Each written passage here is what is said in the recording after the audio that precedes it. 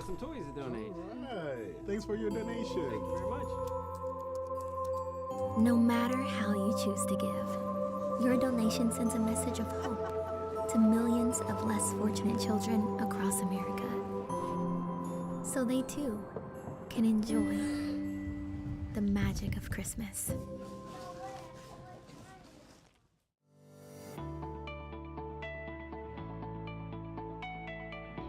Thank you, CAS Cable, for supporting Williamstown Cross Country. I'm Rick DeRubis from the Adelphia Summer Concert Series, and I want to thank CAS Cable for being our partner. Thank you, CAS Cable, for the continued support of the PHS Big Red Marching Band.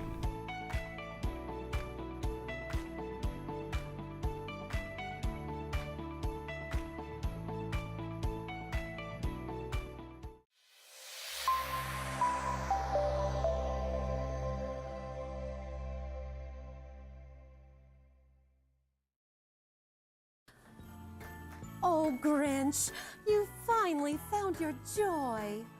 Oh, a white winter wonderland, almost like the North Pole. Pink and red. Oh, I know a special little elf that will love this. That's it. Well done, Keith. You are Mrs. Claus approved and ready for Christmas. What an endorsement. Welcome back to Crown. Welcome back to your Christmas happy place. Are you going through a difficult divorce or separation and struggling to come to an agreement on custody arrangements for your children? Raber Law Offices is here to help. Justin Raber is an experienced and compassionate attorney who understands the sensitive nature of custody battles and will work tirelessly to protect your rights as a parent and ensure the best interests of your children are met. Don't let custody issues cause more stress and anxiety. Contact us today to schedule a consultation. Call 304-893-9145. Don't get stuck on the road after an accident or breakdown. Call Westfall Towing. We specialize in recovery, roadside assistance, jump starts, tire changes, lockouts, and more. Our fleet is fully equipped to handle any towing job, from passenger cars to heavy machinery. We're also honored providers of AAA services. If you're in an accident, request Westfall Towing. Proudly serving Washington County and the surrounding area 24 hours a day, 7 days a week. Call 740-525-9240. Welcome to Smith & Company Vintage Market in Marietta. With over 27,000 square feet of shopping, you're sure to find something you can't live without. We offer a huge variety of antiques, crafts, furniture, glassware, Dixie Belle and Wiesel paint, Black Rifle coffee, and so much more.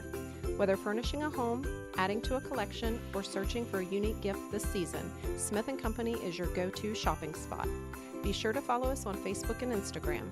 Smith & Company Vintage Market, Colgate Drive in Marietta. Downtown PKB presents Winterfest, Saturday, December 2nd from 4:30 to 6:30 at Bicentennial Park. Enjoy shopping and dining in downtown businesses, music, live performances, museum tours, Christmas movies, and train rides. Bring your little ones to visit with Santa and participate in other kid-friendly activities. Finish off the evening with the city's tree lighting ceremony and fireworks. The event is free and open to the public. Celebrate the season at Winterfest, thanks to our title sponsor, WVU Medicine Camden Clark.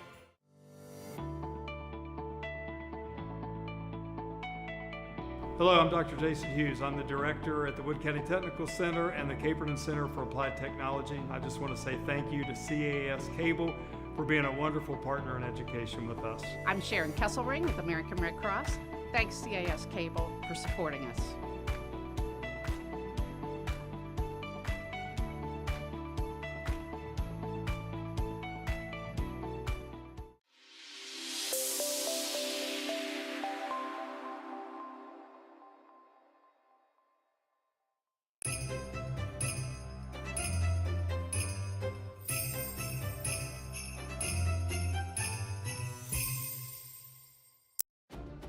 Do you have what it takes to be a firefighter for the city of Parkersburg? Applications are now available to join our team. Interested applicants should be between the ages of 18 and 35 and in good physical condition. The exam date is December 16th. For all the details and to download an application, go to parkersburgwv.gov/firefighter or scan the QR code on the screen. Serve your community and start a rewarding career with the Parkersburg Fire Department. Application deadline is December 6th.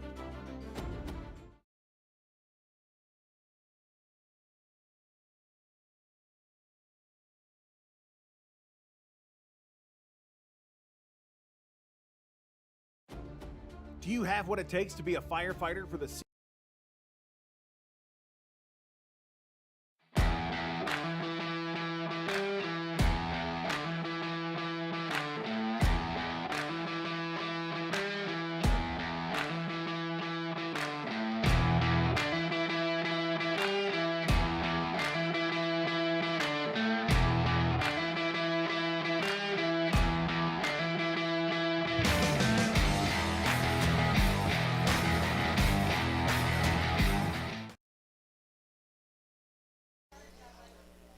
And a very pleasant good afternoon from Don Drum Stadium on the campus of Marietta College. It's Pioneer football on this beautiful Saturday. Brian Noss along with the coach Kevin Copley. And man, we've got a great day for football. It's about 50 degrees, a couple of puffy clouds out there. But if you're going to play college football on a Saturday, today's the day, Coach. Yes, sir. It's a beautiful day out here. You know, senior night, senior day. And it's just a great day for football. Even the smell coming from the parking lot, the barbecue and the cornhole. Tailgating, man, it was good coming in. You know, you mentioned the seniors real quick, and we got to hit on probably the biggest leader on this football team, Bryce Agnew. You know, senior day today for him, and he's got a big day ahead of him. Talk about what is in store for him if he has a good day. Well, he's 128 yards shy of reaching the 1,000-yard barrier for the season, which would give him three straight years of hitting that 1,000-yard mark. So that's a big day. So you know they're going to feed him the rock and try to get him going early. And you also got Snyder, who's also 156 yards all-purpose-wise from hitting 1,000 yards. So they've got a couple big things that they got going this year. Offensively, Marietta is in a really good spot. But offensively for Muskingum, this is a team that combined with Wilmington last week in a game that you watched, over 1,300 yards, a lot of offense coming from the Wilmington side. And talk about their quarterback Crawford and their two receivers. I mean, good players. Yes, sir. They offensively are very strong. They can score a lot of points, and they move kind of quick. They run from the pistol formation, but they throw the ball and catch the ball very well. It'll be interesting to see how we match up with them defensively. Now talk about also, you know, we go into this game. Marietta has a chance to make some history today because they're going for their 8th win and for only the 4th time in program history. This is a big day for Pioneer football. Yeah, I mean, get to the 8-win mark and especially only doing it a few times in history, that's huge. And, you know, they got a great chance to do it today. I'm sure it'll be a great game, but they have a good opportunity in front of them. Yeah, absolutely. Well, we are just a few moments away from kickoff. We're going to talk to Andy Waddle and get his thoughts and his perspective on not only the season, which has been a really good season for them, but also what he thinks about today's ball game. So we're going to take a break, and we'll come back and we'll talk with Andy Waddle. Coming up, you're watching Marietta College Football on CAS 45, brought to you by Sir Speedy Printing. Stay with us. Kevin and I are coming right back. Let Sir Speedy take your project from idea to execution. Large and small, simple to complex, top-notch printing, custom signage, or a direct mail marketing campaign, the professionals at Sir Speedy are here to help. You'll always get the quality products, personalized service, and experience you've come to expect. So bring us your challenges and we'll work with you to solve them. We're your local resource for creative solutions. Beautiful, inventive, smart, everything you need. At Sir Speedy, we do it all. Have you heard what happened to those with curious minds?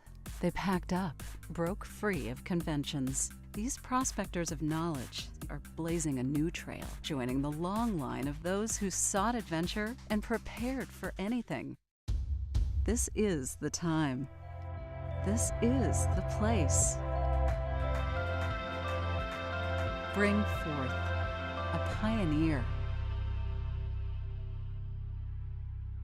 Healthy relationships. It's how we think about primary care at Camden Clark. When you choose one of our providers, you're starting a relationship with access to award-winning specialty care, diagnostics, and MyWVU chart. Our state-of-the-art user-friendly electronic medical records that's at your fingertips. Caring for you for over 125 years. We're the only local community healthcare providers backed by the power of WVU medicine. Healthy relationships start here. I think that where you choose to bank matters when you look at the services and our opportunity to give back. Williamstown Bank puts a high-end coffee shop in a bank. They pay for the employment, for all the product. Not $1 that the Giving Cup takes in stays here at Williamstown Bank. It goes to help nonprofits that are trying to make a difference in our community. Come to Williamstown Bank and get a cup of coffee. It's that simple. Welcome back to Don Drum Stadium on the campus of Marietta College. It's the Andy Waddle Show. Brian Austin, the coach, Andy Waddle, and it seems like we just got started, and here we are at the end of the season. This kind of bittersweet today, senior day and everything, right? Yeah, I mean, we've got a group of seniors that are saying goodbye to, you know, the team, but we'll really remain a part of the alumni base in the program, and, you know, hopefully celebrate those guys with a W. Talk about this senior class. You know, when I first talked to you this year, one of the things you told me that has stuck with me all year is you said your seniors have bonded with your freshmen, and that has really made this team tight. Talk about the seniors and the leadership that they've had for you this year. Yeah, I mean, I think that, you know, first off, I mean, this has been a really good group of seniors, and I think they've done a tremendous job of leading, and I think because of that, you see a fairly tight team, and probably one of the tighter teams that I've been able to coach. You know, I think that it really starts with Bryce Agnew. I mean, Bryce is as good of a football player he is, and I don't want to understate this. I think sometimes people say this, and it's like a tongue-in-cheek thing, but he's a better leader. I mean, he really is one of the best leaders that I've ever had the privilege of coaching, and I think that you know, sometimes we don't see that from the stands and whatnot, but he does a tremendous job week to week. Really a special young man, and you know, the rest of the seniors also, you know, follow his lead and do a great job. How has the personality of this team changed from week 1 to now you're week 11? You know, I mean, obviously every week it presents a new set of challenges, and you know, the team grows, and you have injuries, and new guys need to step up, and we've had all that. But I just think that, you know, we had big expectations at the start of the year. We thought that we had a good team. I think that we've been able to, you know, live up to some of those expectations so far. We got to finish this one, but you know, the guys I think expect to go out there and put a good performance together when they take the field, and I think that was the case at the beginning of the year, but I certainly think it's the case at the end of the year. What are some highlights, Andy, for you with this football team and this season this year? What are some things that stand out that you're really proud of? Yeah, I mean, I think going to BW on their homecoming and winning was a really big game for us, and, you know, kind of capitalizing that one. I think having Heidelberg here on our homecoming and winning that one was a really big game for us. And then, you know, going to Ohio Northern, a long trip on their homecoming, and coming away with the W was important. So being 3-0 on homecoming, I think, was something that I'll cherish. One of the stats that everybody is talking about today is that in the history of Marietta College football, there's only been 3 8-win seasons. You have the opportunity to do that today. What do you have to do against Muskingum, who put up well over 600 yards last week against Wilmington? A great offensive performance from them. What do you have to do against the Muskies today? I mean, I think that, you know, there's a lot of things. Offensively, we want to end every drive with a kick. And I think if we can end every drive with a kick, I mean, that gives us, you know, a great chance to kind of control the game. That could be a PAT, it could be a punt, could be a field goal, but we want to end our offensive possessions with a kick. Defensively, we want to prevent the big play, control the line of scrimmage. I think, you know, being able to run the ball will be important today. Being able to defend a run is going to be important. So all the kind of basic things that you want to do in every game. Obviously, it's a rivalry game, so emotions will be high on both sides, you know, and controlling those emotions and not letting penalties kind of stack up, I think, can be important as well. Their quarterback Crawford's favorite target is Zuri Edmondson, and he's had a good season. He had a great game last week. Is there anything that you've done in the game plan to single him out, to keep an eye on him today? Yeah, I mean, I think that obviously, you know, he's been a great receiver. I think number 5 has been a great receiver. And I think that the Unger kid at tight end is awesome. I really like their running back. I think he's a good player. So they have enough weapons that, like, I think if you spend too much time focusing in on one guy. There'll be other guys that can hurt you. Obviously, we have to be aware of where he's at certain times, and I'm sure he'll make some plays today, but we just got to limit those as much as we can. What is your final message going to be? This is your final battle with these players, with this squad. What's your message going to be to them before you take the field? Yeah, to fight, to be fearless, intense, grit, heart, and tough, and let's get number 8. All right, so going for number 8 today are the Pioneers against the Muskies here at Don Drum. Andy, thank you so much for a great season. Thanks for spending all this time with us. Absolutely, and go Pios. All right, stay with us. The kickoff is coming up right here on CAS 45, Marietta and Muskingum. We're coming right back. You don't need a big city to hear big voices, to experience big moments, or to cheer on big names. Marietta, Ohio has all this and more, with an eclectic mix of venues from cozy pubs to the People's Bank Theater and indoor and outdoor shows at the Adelphia. Marietta offers year-round entertainment for every kind of music fan, where dinner and a show are always just a scenic stroll away. Now that's music to your ears. Marietta, Ohio, your next musical adventure. Natural healing through massage therapy is at your fingertips. Ingles Natural Healing and Massage in Marietta can help you relax, rebalance, and rejuvenate through traditional massage and reflexology. Plus at Ingles, when you book an hour-long session, you get a full hour on the table. Gift certificates are available, and a large selection of aromatherapy items are in stock. Come find out why we have so many 5-star reviews and Reader's Choice Awards. Call today or book online. Ingles Natural Healing and Massage, 121 Green Street in Marietta. Fall means cooler weather and a deal from CAS Cable tastier than pumpkin spice. Right now, new customers can buy 1 month of internet service from CAS Cable and get a second month free. Work, stream, and game from home with confidence that your connection will be fast and reliable. Take advantage of this unbelievable deal this fall from CAS Cable. Get it? Unbelievable? Leaf? Like fall? Welcome back to Don Drum Stadium on the campus of Marietta College. Just a couple of minutes before kickoff here as we get set for the last home game of the year, Senior Day, but it's also a special shout out to our veterans, Kevin. Veterans Day is always a big deal here at Don Drum, and they really do it up nice for the veterans, and they'll have a special ceremony going on at halftime to honor the veterans. But, listening to Andy talk there, he's so proud of his seniors and what they've meant to this football team. And if you'll remember when we first talked to him back at the first part of the season, he said that this is probably one of the tightest groups he's ever had, seniors all the way down to freshmen, and that'll translate a lot into how they play today.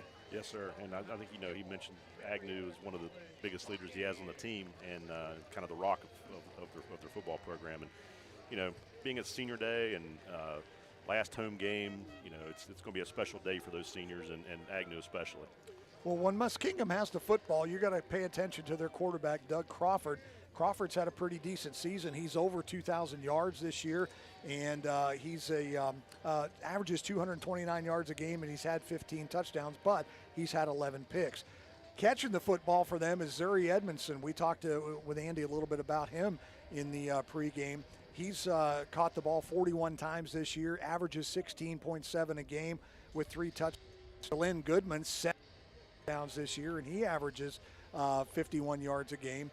And Trevor's also the ball. Now, Muskingum doesn't run very much. They're not they're Kev. No, they're pass first, and I think it's going to test the Pioneer secondary early on. If as a coach, if you know what the other team's going to do, if you know they're going to throw the ball, then you can adjust your defensive personnel and adjust your scheme to match that. So I'm sure that Marietta's they're going to do a good job with that. They'll be ready. When Marietta has the ball, of course, Connor Veerstra, almost 2,100 yards, 2,084 yards so far this season with 18 touchdowns against 8 interceptions. Of course, Dawson Snyder and Jay Melchiori and John Siriptowski, his favorite targets today. And in the backfield, we've talked all pregame about him, all season about him. Bryce Agnew needs, how many you said, 128? Or 128 yards to get 1,000. Yeah, so we'll be keeping our eye on number 24. Muskingum won the toss. They have decided to defer, so they will kick off to start this ball game. and we will get set here in just a second. Muskingum's going to have their hands full with the Pioneers running game today, I believe. They struggled a little bit last week defensively with Wilmington giving up 63 points. So I'm sure Marietta is going to come out and try to control it on the ground today. What's up down here? You guys good? Not sure what's taking so long here, but now they're set to go. Aaron Myers has it teed up at the 35-yard line, and he's going to kick off. Back deep for Marietta is going to be Vontae Hodges, and it's not Hodges. Back the other way is coming up the right sideline, Tony Anthony for the Pioneers. A great return, Kev. He's out across the 40 down to the 34-yard line, or the 36-yard line. 1st and 10, great field position for the Pios. That's a great job by the kickoff return team of blocking and opening up that hole right up the middle. Nobody touched him until he got across the 50.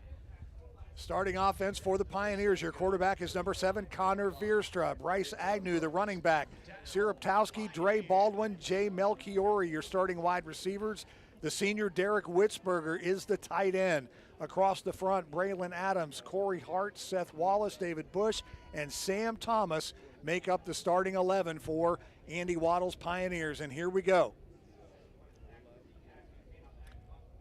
Play action, and the pass is over the middle to John Siriptowski. And so right away, that was a bit of a surprise to come out and start throwing the ball right off the bat. Yeah. A little bit of reverse psychology, I believe. Yeah. So 1st and 10 for Marietta. The ball sits at the 21-yard line. 2 wide receivers to the bottom of your screen. And now they'll hand it off to Bryce Agnew. Agnew across the 15 down to the 14-yard line. That was Connor Gurney on the tackle for Muskingum. Nice first down gain of about 7. Sets them up nicely for 2nd down. It's always an offensive coach's dream to have 2nd and 3 or 4. Yeah. Just underway here at Don Drum. Final home game of the season, final game of the season for the Pioneers, taking on their arch rival, the Fighting Muskies of Muskingum. Hand off to Agnew in the backfield, and he's going to be stacked up. Nice job by the Muskies defense there, not letting him get anything. He may have lost a yard, Kev. That was Tolia Malone on the tackle. They did a great job of penetration up front. Also, Doug Adkins was in there, shutting down the middle.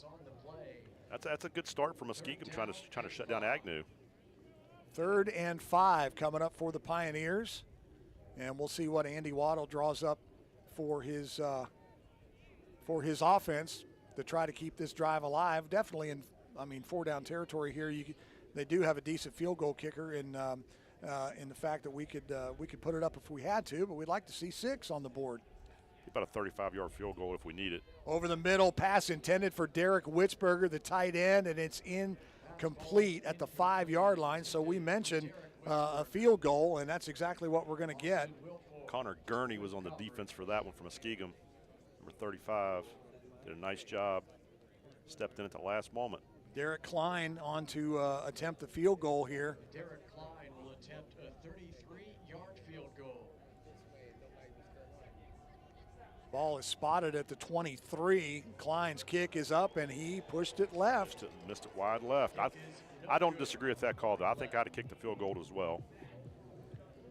So with 12:56 to go in the first quarter, no score as Marietta misses their first scoring attempt. We'll come back, and Muskingum will take over right after this. Let Sir Speedy take your project from idea to execution. Large and small, simple to complex, top-notch printing, custom signage, or a direct mail marketing campaign, the professionals at Sir Speedy are here to help. You'll always get the quality products, personalized service, and experience you've come to expect. So bring us your challenges and we'll work with you to solve them. We're your local resource for creative solutions. Beautiful, inventive, smart, everything you need. At Sir Speedy, we do it all. And we're back from the first play of scrimmage for Muskingum. It was a bad snap. Crawford could not handle it. And a loss of about 5 on the play for Muskingum, but it would be 2nd and 15. For Muskingum, their offense, Doug Crawford, the quarterback, Donald Francis, the running back, Zuri Edmondson and Jalen Goodman are the wide receivers, along with Travis Robertson. Tight end is Gannon Unger, and we'll go 2nd and 15. Francis on the handoff, and he is stacked up. Great job by the Marietta defense. That was Melton on the tackle for Marietta. Malik Melton, yeah, nice job there for number 37. Did a good job filling. And quickly, we are at 3rd and forever for the Muskies. Pioneers just need to play the sticks right here. 3rd and 17. Time to turn it up.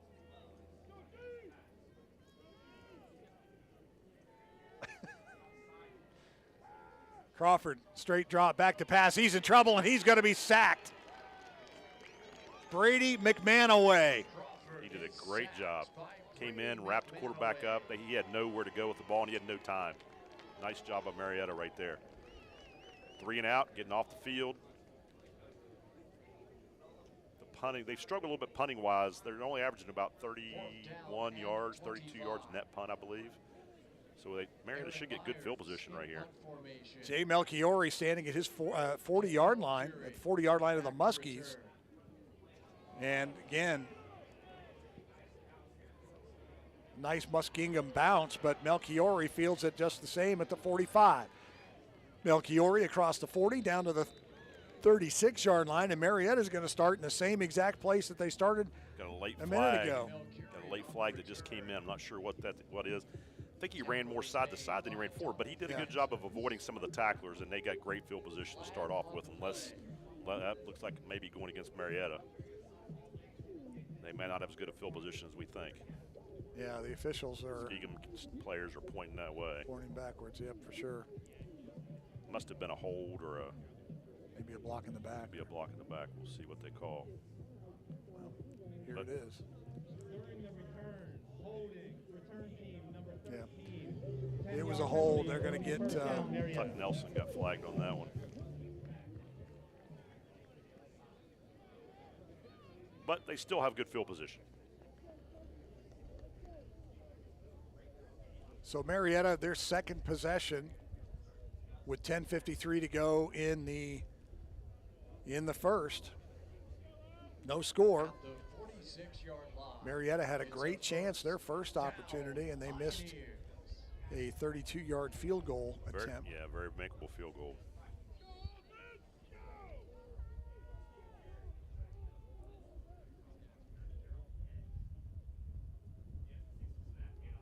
Agnew right up the gut, out of the shotgun, and he's down to the 41-yard line. Agnew gets about 4 yards on that carry. Good first down play. Marietta's bread and butter right up the middle. Feed Agnew the rock. 5-yard gain for Bryce Agnew. Again, he needed a $128 coming into today to surpass 1,000 yards for the 3rd straight year as a Pioneer. Pistol formation, and they hand it to Agnew again. He cuts across the 40, tries to get outside, and a flag. Flag on number. Let's see. Connor Gurney, the sophomore linebacker. Number 44, Derek Witzberger, I believe, got the flag on the late hit in the back. That was kind of unnecessary too. He was already down. Play was over. Well, there's a good look at Witzberger right there, and yeah, senior. Just not going to be happy with him on that one. I'm sure he's not happy with himself as well. Sometimes you get involved in a play and you just don't hear the whistle, and not an excuse, but it happens. Unnecessary roughness. Offense number 44. Yep. The down counts. It will now be 3rd. So the down counts. It was after the play, but they'll still march him back 15 yards. So now Marietta has to get to the 36 for a first down. A lot. Yeah. 18, 17 maybe.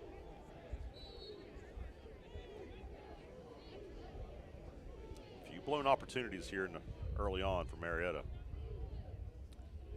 Connor Veerstra out of the shotgun, and Witzberger comes in motion towards you, toward the bottom of the screen. Veerstra, straight drop. Now he'll look for Agnew and have him out of the backfield. Bryce Agnew with a little bit of running room down to the 41-yard line, and that's it. So he's going to be short of the first down, Kev, and it's going to be 4th and 5, and it'll be interesting to see what Andy Waddle does. It's Devin Roebuck on the tackle for Muskingum. Yeah, 4th and 4, 4th and 5. 4th and 4. Looks like they're going to bring the punt team in. Yeah. They're back playing the field position game, which is it's not a bad idea. I mean, you could go for it here, but if you don't, you're giving them good. If you don't get it, you're giving them good field position. Aiden Bailey, the sophomore, 6'3", is your punter. And back at the 12, 11-yard line. Back to return. Not much rush. No, Muskingum waits for it, and they'll call for a fair catch. Good little coffin corner kick, puts the ball down about the 14, 13-14. Trevante Kite with the fair catch, and the Muskingum Muskies will take over their second chance at it. Right now, they're negative 15 yards with their first possession. Yeah, they've if they're going to stay in this ball game, I mean, right now it's a 0-0 score, but you know, obviously the momentum right now is kind of Marietta's direction if they stop shooting themselves in the foot. But the scheme, if they want to stay in the game, they gotta start moving the ball a little bit. Crawford pass is complete. Zuri Edmonds, and we talked about him, man. I'm telling you, he is going to be one of the favorite targets of Crawford all day. Zuri Edmondson, who's had an incredible year. He's a senior, so this is his last go-round. Yeah, offensively, they can be very explosive. They scored very quickly last week against Wilmington. I mean, put up 64 points. They can put some points on the board if you let the receivers and the quarterback get going. Crawford with over 500 passing yards last week, 5 touchdowns. And bouncing on the outside is Donald Francis, the sophomore running back. He's close to a first down, and I think they're going to give it to him, and they are. Donald Francis. So first down for the Muskies.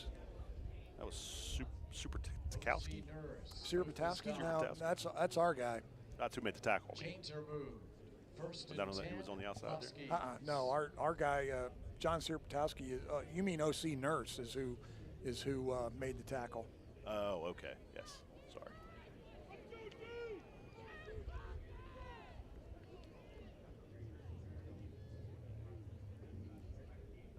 Crawford hands the ball to Francis, left side. And he's still fighting for some yards. Hats off to Francis. He's not giving up. No, runs very hard. Second down and about 6. 4 yards on the carry for Francis. Muskingum's getting a little bit going here. Marietta needs to get him in a third down situation here, try to get off the field. Oh. Got a flag. Flag came in. Now there was movement, but I don't know that they broke the plane. I think Isaiah McCarty got flagged on that one. McCartney. The officials having a discussion back at the 22-yard line, trying to figure out if Marietta I didn't see anybody on offense move, but that doesn't mean I didn't miss it. Offside. Defense, number 99. Calls the offense to react in the neutral zone. That's a 5-yard penalty. 99 second down. For Marietta is McCartney, Isaiah McCartney. So he jumped, so there's 5 more yards for Muskingum. That's a killer, too, when you're trying to get him off the field, and he now brings up 2nd and 1, so the playbook's wide open for Muskingum. 3 wide receivers, 2 to the bottom of the formation and 1 to the top of your screen. Marietta looks like they're going a little bit of man-to-man defense. They're going to roll down their safety. Crawford with the screen. The pass is caught, and still on his feet is Jalen Goodman. First down for O.C. Nurse on the tackle. Pass completed to Austin Wilford. Now we read it right. We just missed the tackle initially and ended up giving them the first down. They sent the outside linebacker on a blitz, so they rolled the safety down and went man-to-man. First and 10, Muskingum. Crawford, 2 of 2 for 16 yards so far in the first quarter. 6:44 to go on a running clock. Francis over the right side, gain of 2 out to the 45-yard line. I believe that was that Melchiori on the tackle on that one? Melchiori. Yeah. Yeah. It's going to be tough sledding for them to run the ball. They have not been very successful running the ball this year, Muskingum, talking about Muskingum. And Marietta's pretty good about stopping the run, so I have to give Muskingum my hats off to him a little bit for trying to keep with a little bit. Actually, Harley Hopkins on that tackle. Ball's loose in the backfield, and I'm not sure if that's an incomplete pass or if that was just. Well, if they deem it was moving forward, it's incomplete. I think it was going forward, but it wasn't much. As a defensive player, you always talk about pick it up, but you don't never know. Right. So 3rd down and 8 now. The ball is at the 45-yard line. 3rd and 8. Time to make some noise. We'll see what Muskingum dials up here. Marietta, 2 safeties back. Looks like offsides on the offense. That'll help out Marietta. Should be about 3rd and 13. Well, if indeed it goes against Muskingum, we'll see. False Full start. start. Yeah. Offense. Good call, Kev. Doubt me. 5-yard penalty. No. Although I've got a couple tackles wrong. Yeah. Is that you or is that your spotter? Well, it might be my spotter, Okay. but I'm going to take the blame for it because I'm the one speaking.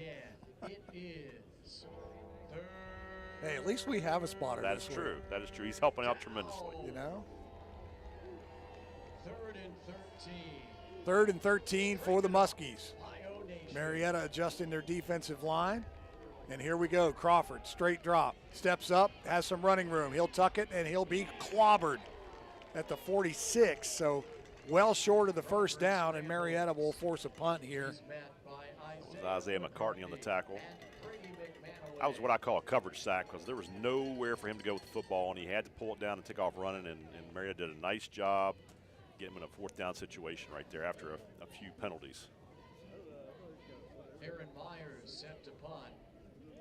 Jay Melchiori back to return. So Melchiori back at his 20 to receive the kick. A lot better punt this time. Wow, nice punt. That may go in the end zone, and it does. So with 5:05 to go here in the 1st, Marietta will get it back. About a 54-yard punt on that one. Nice. No real wind to speak of today either, so that was all leg, man, on that. Yes, sir. Yeah, he did a nice job. You got that ball to turn over, good hang time. But unfortunately, it went in the end zone. Yeah. So 54 on the gross and only 34 on the net. Johnson Arena, and it's a whiteout. So after the game, make your way to the Banjo for men's basketball versus number 1, Christopher Newport. So Marietta will take over 1st and 10. The ball is at the 20-yard line. No score. Worst field position of the day for him. Pioneers. Derek Witzberger in motion. Connor Veerstra out to Melchiori. And Melchiori gets out of bounds at the 28-yard line. It'll be a gain of 8 on the play. It'll be 2nd down and 2. Tackled by Darian Morris from Muskingum. Again, 2nd and 2 is where you want to be offensively. They actually gave him 9 on that, Kev. It'll be 2nd and 1. Right. I'm really surprised at how much we're throwing the ball early on. Yeah, we talked in the pregame that Agnew needed just 128 yards. They give it to him there. He's got the 1st down. But, yeah, they are throwing a little bit right out of the gate. Picked about 5 yards on that one. That was tackled by Garrett Gurney, number 49 from Muskingum. Veerstra 3 of 4 for 37 yards so far in the 1st quarter. It's a 1st down. Marietta's being very efficient. We just got to stop with the penalties. That's the problem. Yeah.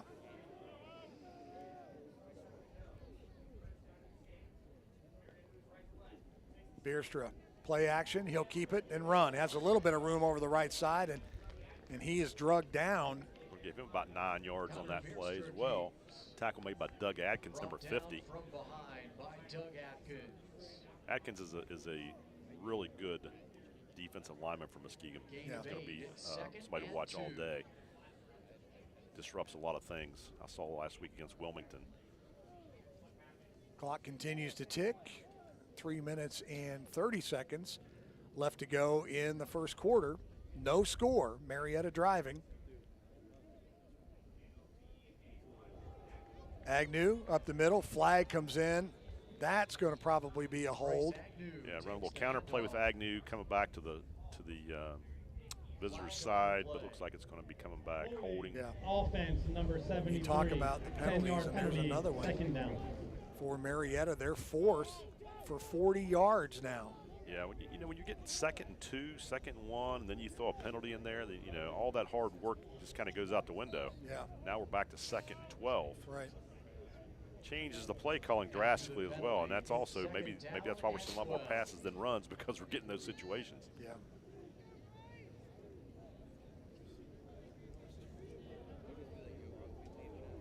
But Agnew is almost averaging 6 yards a carry for the year.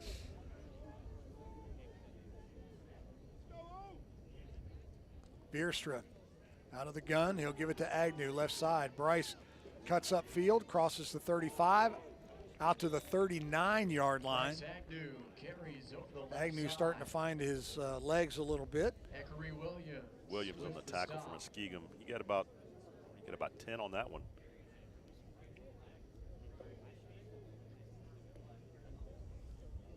Very hard run. He's just got such powerful legs.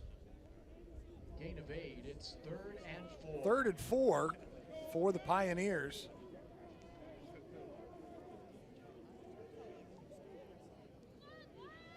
Three wide receivers in the set. Dre Baldwin in motion, now back towards you at the bottom of your screen. Bierstra over the middle, Siriptowski's got it. First down for the Pioneers for John Siriptowski. We got Murphy on the tackle for Muskingum. Good job getting the first down. Again, being very efficient in the passing game. Receivers doing a nice job running the routes, getting open. Bierstra 4 of 5 for 51 yards so far in the ball game. So very efficient passing offense from Marietta, as you stated.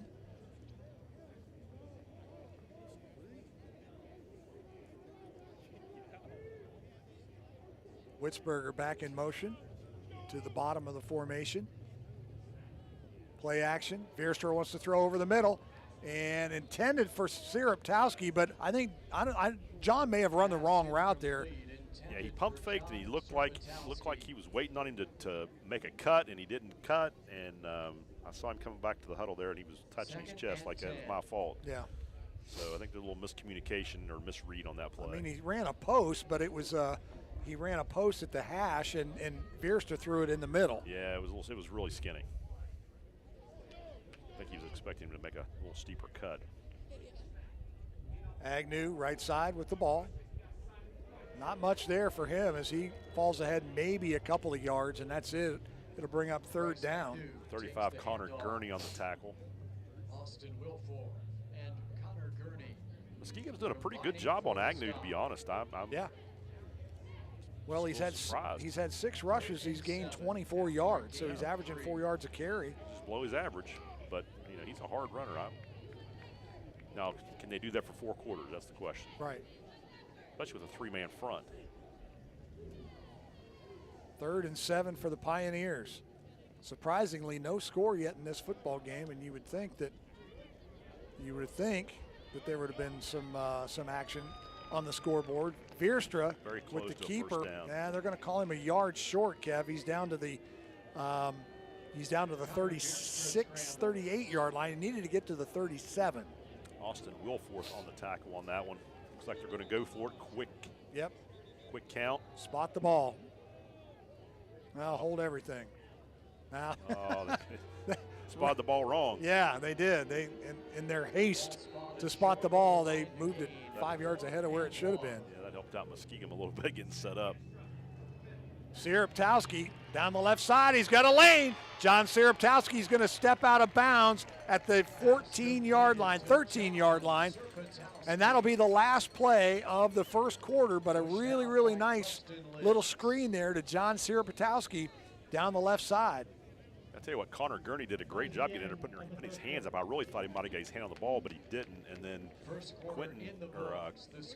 Queston Litz came by and pushed him out of bounds. We'll take a break. That's the end of the first quarter. No score. Stay with us. We're coming back right after this. Have you heard what happened to those with curious minds? They packed up, broke free of conventions. These prospectors of knowledge are blazing a new trail, joining the long line of those who sought adventure and prepared for anything. This is the time. This is the place. Bring forth a pioneer. Healthy relationships. It's how we think about primary care at Camden Clark. When you choose one of our providers, you're starting a relationship with access to award-winning specialty care, diagnostics, and MyWVU chart. Our state-of-the-art user-friendly electronic medical records that's at your fingertips. Caring for you for over 125 years. We're the only local community healthcare providers backed by the power of WVU medicine. Healthy relationships start here.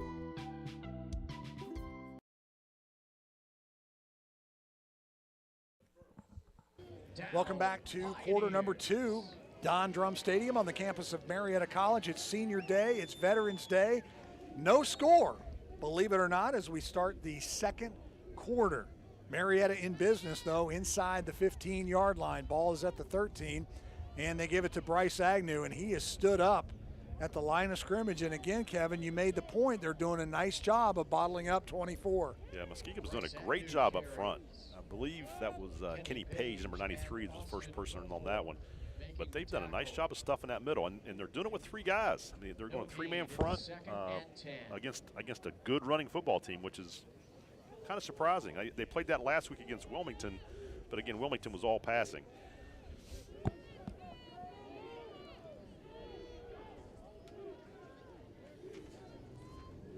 Second and 10 for the Pioneers, and again, Agnew, the ball carrier, now he gets a little bit of positive yards down to the 10-yard line, a gain of 3 on the play. So it'll be 3rd down and 7. Big number 50, Doug Adkins again on the tackle.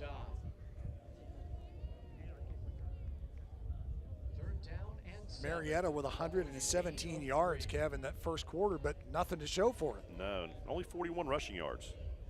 There were 9 rushes for 41 yards there in the first quarter.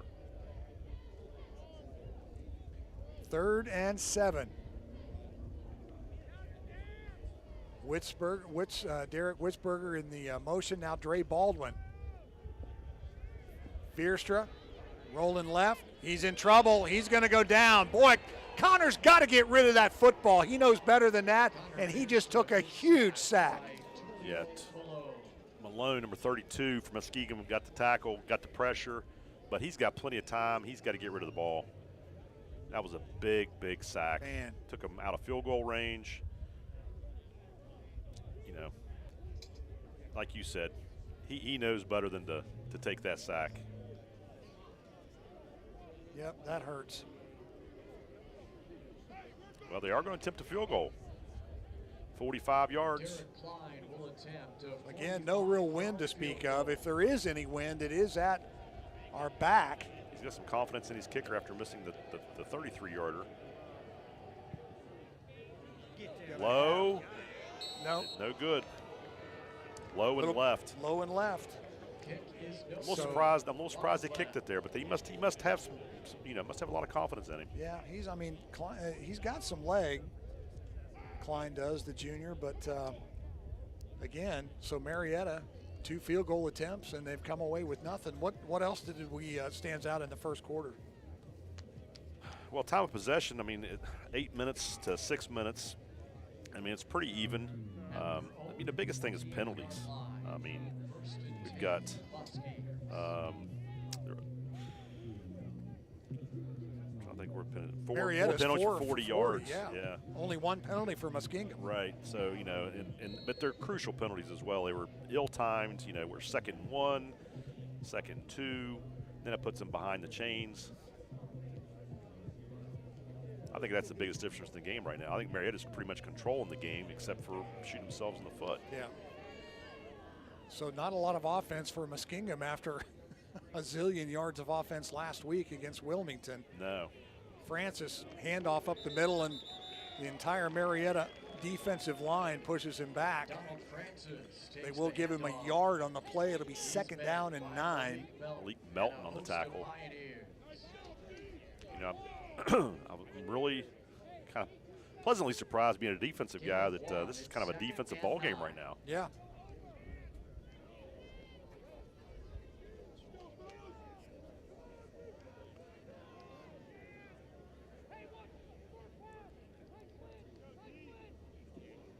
Crawford in the shotgun. He'll roll to the right. He's under pressure, steps up. Nice job of getting out of trouble there. And the ball is tipped and incomplete, intended for Jalen Goodman, the senior. But a nice job there by Crawford. He was in a world of hurt, and he stepped up and did a nice job. He did. You know, we had an opportunity to sack him right there, and he made a nice little sidestep move, got out of pressure, and got rid of the ball, which is something Marietta didn't do last possession when they took the big sack. That could have been really costly if they'd have taken the sack there on the 20. 3rd and 9 now for the Muskies. Clock stopped on the incompletion, 11:50 to go in the first half. Crawford, straight drop, wants to throw over the middle, has a man, pass is caught. Trevante Keat will be short of the first down. He's out to the 36. He needed the 38. Harley Hopkins finally brought him down. Tell you what, it's a good move to stay on his feet, put his hand down, kept his feet moving. He's a good receiver. Guess who's going for it on 4th and 2? This is a big play right here. He's going to try to draw him off sides. Yeah, he will. And Marietta's been prone to make some mistakes here early on. So if he calls this, if he goes for it here, I'll tell you what, that's very gutty this early. Inside 10 seconds on the play clock, now down to 5 seconds, and they get it off. Over the middle, pass is caught, 1st down, and they're going to call it targeting on Marietta. The pass was caught for a 1st down. And I think that's Edmondson. Near the 50 on the 49. If it's targeting, that's going to put another 15 yards. I'm not sure if it was Edmondson or Goodman. Caught by Zuri Edmondson. Yeah, Edmondson. And they are going to call targeting. Flags on the play. That was a huge, huge play on 4th down in their own field position. And maybe they're looking at, you know what, they're the underdog. They're on the road. And what do they have to lose? Well, they had to lose. They're trying to take a chance, trying to get up on Marietta when Marietta's kind of failed to score in the first quarter. Yeah, I mean, coming in, Muskingum is 4-5 on the year, so they're trying to be 500 football here by the end of the day. But again, the officials still talking about it. Well, they don't have the instant replay like the Division I schools do to check that out. Let's take a look and see if we can see what happened. Yeah, no, that's not the one we wanted. I didn't see anything there. Well, that's because we had the ball and it was 20 minutes ago. I'm glad you said that because I was like, I don't see nothing there. So the officials really having a discussion here. See what in the world's going on. There we go. Let's look here and see. Pass is caught. Oh, yeah, man. So, and they're. Is an incomplete pass. Personal foul targeting defense number 0. 15 yards from the previous spot and an automatic 1st down. Number 0 is disqualified. So they have thrown out Sal Laurie. That's a killer. The sophomore defensive back for targeting. And I can't say that I disagree. No, he hit him head to head. I mean, you know, it's as a defensive player, you're a real disadvantage. It's tough. I mean, I don't think he did it, intentionally. I think no, and you talked about it a minute ago. You talked about the speed of the game, right? Yep. And stuff like that just happens. It happens. But you got to keep your head up and you got to keep your eyes up. And he dropped his eyes, and that's what led to the targeting. Watch it one more time here, real quick. Crawford, Edmondson over the middle, bam, right there. Yeah, I mean, I can't disagree with that call. You just can't lead with your head. Nope. And they're just trying to that rule is just trying to keep people safe. Looks like we're lined up off sides. Sal Laurie has been ejected for the targeting on Edmondson. 15-yard penalty, and it's 1st and 10. The ball inside Marietta territory at the 49.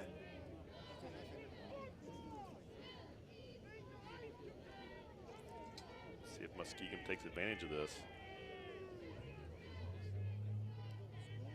Having a conversation on the sideline. Andy Waddle still having a discussion with the official, getting the explanation, but really I think when Andy sees that later on, he'll It was within the rule. Yeah.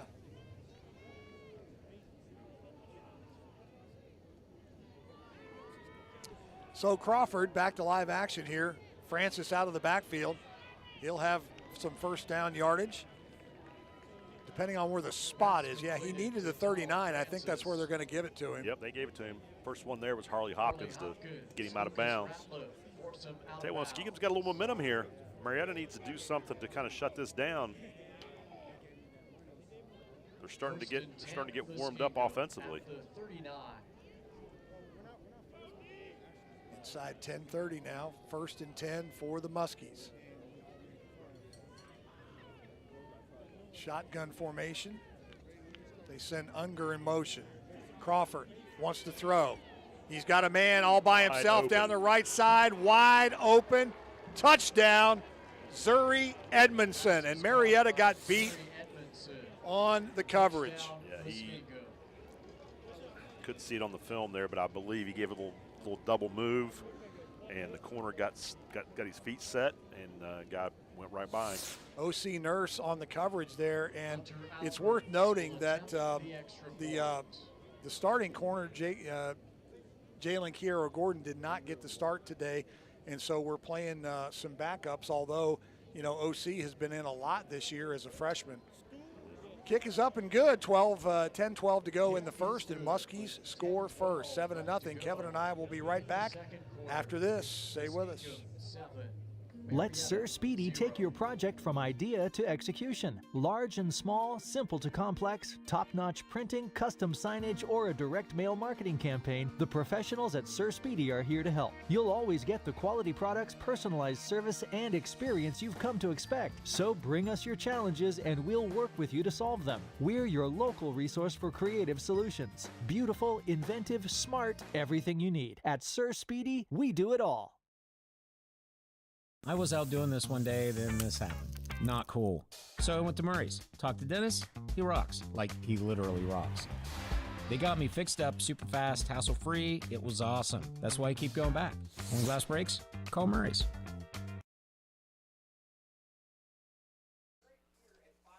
Welcome back to Don Drum, and just like that, we said, it could happen at any time because Crawford has some time to throw the football, and he made him pay right there. Yeah, their O-line is doing a great job of protecting because he's got all day, and they're not getting anywhere close to the quarterback, so he's got plenty of time to pick where he's going to go. Little pooch kick for Marietta. They're having trouble hanging on to it, but they do recover. Wow, that would have been a big play right there. Muskingum very fortunate. Pulling all kinds of stuff out of the playbook. Kick is fielded by flag on the play. Let's see what the call is. While we're waiting on that, though, Kevin, what's that scoring drive look like? They had 5 plays, 72 yards, took 2 minutes, 28 seconds, and finished off with Edmondson, a 39-yard pass from Doug Crawford. And Albert's kick made it 7-0. So we've already said that, you know, these teams aren't crazy about each other, and that we've seen a little bit of chippiness, and let's find out what the official call After is. the play was over, personal foul, unnecessary roughness, kicking team number 3. 15 yards on the end of the return, it will be first down, Marietta. So Donnie Wilkinson of the Muskies called for unnecessary roughness. That's unfortunate for them. Good for Marietta. They do something really good, get a 7-0 lead, get the little pooch kick, almost a turnover right there, and then they kind of give up a little momentum there by the penalty. But Marietta needs to take advantage of this. Yeah. Decent field position as they start at the 43-yard line. Pioneers trailing 7-0 on senior day. Witzberger in motion. You wonder if Marietta's going to get back to their bread and butter and just start handing the ball off and you know, controlling the ball. Agnew. Wow. Got the turf monster got him there in the backfield as he got his feet tangled up, and it looked like Connor Gurney got him. Yep, Connor Gurney. Great pressure in the backfield. He wasn't touched. But, you know, when I get back to the bread and butter, but when you get 2nd and 14, 15, it's kind of hard to run the ball. 2nd down, and you called it, 14 yards to go. Marietta just not in sync so far today. They just haven't been able to get things going. Veerstra, outlet pass to Agnew over the right side. There's positive yards out to the 49-yard line. So a gain of 10 yards, but they're going to be short of the first down, brings up 3rd. Yeah, they did a good job being a little bit creative, getting Agnew the ball outside in space. They've struggled a little bit up in the interior. You know, at the quarter, Agnew has 36 yards rushing. 3rd and 4 for the Pioneers. So 3rd and about 5. He's had 10 attempts. He's averaging 3.6. Well under his average. But again, you said it, man. Muskingum just doing a fantastic job. It was a great catch. Yeah, nice job there by Jay Melchiori. Looks like it's going to be close. They may have to bring out the sticks for this one. Nah, they're gonna go ahead and give it to him. They gave it to him right off the bat. Wow. Thought that was close enough. They might want to bring the sticks out, but so nice snag. Yeah, nice snag by Jay Melchiori, the sophomore. And now they got some momentum going. They need to capitalize on this. No more penalties down the red zone here. And you know what else? You know what else is puzzling to me is tempo. Marietta is usually more of a tempo team, and it's like that's what I mean when I say they're just kind of out of sync, man. They're just. They've really kind of slowed down quite a bit. Yeah. But Muskingum's done a good job of creating that atmosphere, I think. Agnew over the left side, positive yards. He gets about 5 or 6 on that one. That's a little more his speed. It's more like it, down to the 41-yard line. 35, Connor Gurney on the tackle.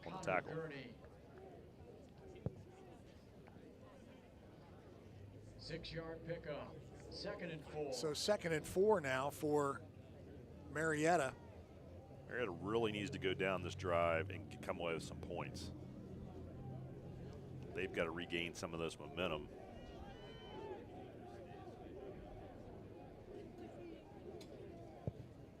Second and 4 now for the Pioneers. Veerstra hands it off to Agnew, right side. And again, a nice job by the Muskies defensive line penetrating Marietta's offensive line. And I'm telling you. Yep. Number 67, Caleb Riggs. No gain. Big stop. Makes it 3rd and 4. They're doing a tremendous job up front. I really thought they'd have a hard time with Marietta's run game, but they've done a nice job. The preparation, game plan, scheme, whatever you want to call it. So far, so good for their defensive game plan. Marietta's only had 5 first downs in this football game, and they're tied with Muskingum, who's only had 5. Veerstra over the middle, intended for Baldwin. Just a bit outside his reach. He got 1 fingertip on it, I believe. Now it's going to be 4th down and about 4. And he's going to punt it.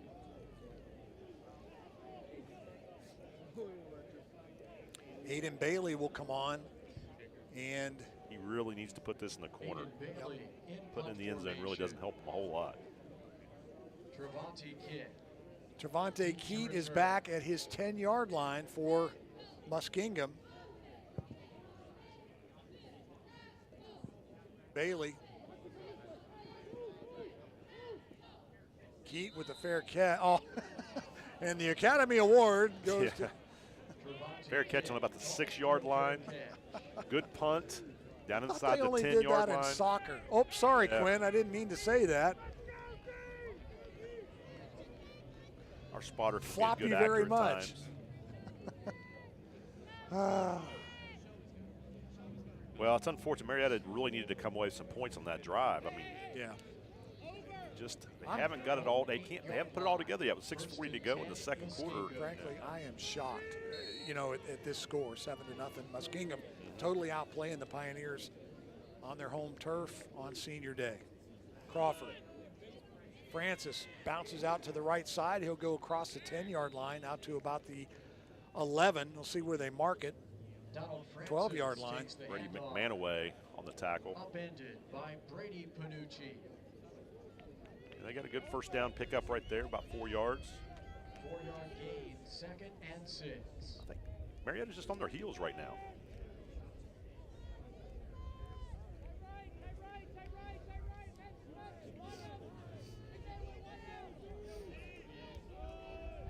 Francis again. He'll cut back up inside. Not much. Maybe a yard and a half. Yeah, he made a nice cut to get what he got on that one. Marietta did a nice job. Jake Visnick on the tackle on that one. So quickly 3rd and 4 now.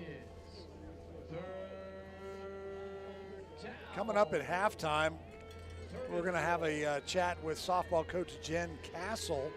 So we're looking forward to that. Finally some class as our halftime interviews. We've had the 2 basketball coaches. So Jen Castle coming up at halftime. We're looking forward to that.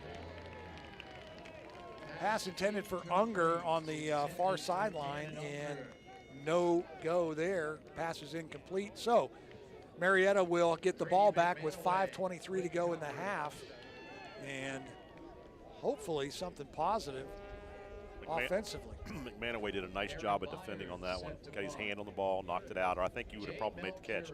Whether he got the first down or not, I don't know. Aaron Myers doing the punting, standing at his goal line for Muskingum. End over end, flag on the play, and a big Muskingum bounce. 17.6 yards. Down to the 42-yard line, but let's wait and see what the flag is back at the 8. Yeah, they didn't hit the punter. I was really worried. I saw him coming after it. They were going to maybe get a roughing the punter call, but they didn't touch him. It's either a hold Marietta says it's a false start, but I'd make them repunt it if it's a false start. Yeah, for sure.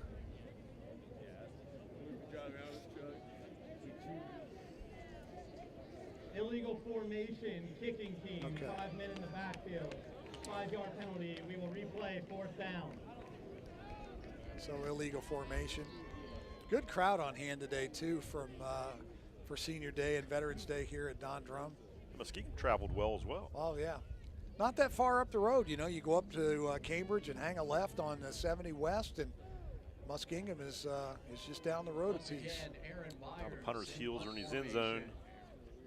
See if Marietta can capitalize on this penalty, which has not been very many for Muskingum today. Yeah, Melchiori at his 40, and again an end over end, only a line drive, and Melchiori is wrapped up immediately by Trevante Keat. Muskingum was very lucky there because it was a low punt. If he could have had any room there, he would have got a good return, but they were right there in his face when he caught it. Yep, good coverage there by the Muskies. So Marietta will take over 1st and 10. Good field position. They've had good field position 4 or 5 times today and just haven't been able to do anything with it. Yeah, they've been inside Muskingum's territory several times and ended up getting some penalties at crucial times, moving themselves back behind the 50. And the story, Kev, of this first half has been the ability of the Muskingum defense to really put a cork in Marietta's offense. Veerstra is 90 yards so far. Agnew, who carries here and now has first down yardage, but a flag. It's a launder down on the field. Flag at the 34. Might have been a false start on the offense. But they've done a great job. Agnew only averaging 2.9 yards a carry. Remember, he needed 128 for 1,000. Right. He's going to have a hard time unless he picks it up a little bit. Yep, he's going to have a monster second half. Of course, it can happen in 1 or 2 runs. Yeah, no kidding. And we've seen him do it. Yes. Let's get the call here. It's offside against Muskingum. Okay. So That penalty is declined. The result of the play is a first down. yeah, so Marietta will say no thank you and take the first. Yep, take that first down all day long. At the 26-yard line, it's a first down. They have got to put something together, right? They got to finish this drive. 4 minutes to go, 4:50 to go in the half. And again, they just, for whatever reason, Coach, they just haven't gotten a rhythm going today. We've seen him be such an offensive juggernaut all year, and there again, Veerstra in trouble. Left-handed pass to Agnew, and that play's going to go nowhere. The only thing that did was prevent a sack. Yeah, that was it. Now, that was about it. Got back to the line of scrimmage, and that was about all. Number 50, Doug Adkins, continues to do a great job up front and provided the pressure there. Matter of fact, lost a yard there. It's going to be 2nd and 11. Veerstra 7 of 10 for 90 yards. I guess they're counting that as a pass. Yeah, it was a pass. Minus 1 yard, but it was a pass.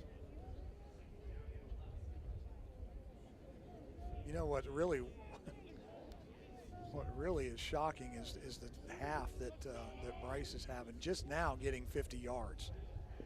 Veerstra wants to roll right, has some room. He'll pass over the middle to Witzberg, and Witzberger inside the 15 to the 14-yard line. And I'll tell you what, that senior tight end took a shot. Yeah, he did. And he hung in there and hung on to the football. Tough play. Now here comes tempo. Agnew up the middle. Nothing going. Maybe a yard. Muskingum was ready for that. Yes, sir. They continue to do a tremendous job on the run game. I'm impressed. Gurney again on the tackle on that one. He's had a good ball game so far in the first half. He's done a tremendous job on the edge. 2-yard gain, 2nd and 8. The D-line of Muskingum is just controlling the front. The O-line of Marietta needs to get it going. They need to get their pad level low and start coming off the football. Gurney's 6 tackles so far in the ball game. Veerstra over the middle, in and out of the hands of John Sirapatowski. Almost picked off. Yep. Almost picked off. Brian, I was watching the up front right there. Marietta's offensive linemen are standing straight up. Muskingum is driving them back in the backfield. They cannot get a push up front. Well, that's going to have to be adjusted at halftime because, Connor's got to have time to throw the football. Yeah. They've got to be able to open up some lanes for Bryce to get some positive yards. And, you'd think it's elementary, but it's just not happening. Muskingum's winning the battle of the pad level. No kidding. Veerstra, straight drop. He'll step up, throw it. Pass is caught at the 1-yard line. Sirapatowski. Nope, he's down. Trying to get it in, and they're going to say he's at the 1. Yep. Great effort. Got a first down. Stop made by Roebuck for Muskingum. Saved the touchdown. It's a first. His brother Sears? I'm just curious. Not sure. Sears and Roebuck? I think they're out of business now. Are they? Doggone it. Well. If not, they're close. First and goal for the Pioneers. Best shot that they've had all day to get in the end zone. Agnew hit in the backfield and dropped in the backfield. 4-yard loss, 3-yard loss. And again, I'm telling you. Gurney on the play again. No surprises for Muskingum on defense. They are just, Murphy. They're playing out their mind. They were ready for this Marietta run game. 2nd and goal. 2nd and goal from the 4. 3 wide receivers and free play. And a flag on pass interference. All right, so this is either going to be offside and pass interference, or we're going to have offsetting penalties, because I don't know if Marietta didn't cause them to jump. Yeah, I don't know. I didn't see what happened up front. I don't know if we had a false start or not, but it was definitely pass interference. Definitely. So it'll be half the distance to the goal if both penalties are on Muskingum. That's something we probably haven't seen much all year with Marietta, going empty on the 4-yard line. And typically they just give the ball to Agnew and let him go to work. But There are 2 fouls on the play, both by the defense. Yeah. So offside, which is what we thought. That penalty is declined. Pass it's going to be half the distance to the number goal 0. line. By rule, Really the didn't ball hurt goes to the 1 run, Muskingum a whole lot. So automatic first down because the pass interference occurred in the end zone. Right. And so automatic first down.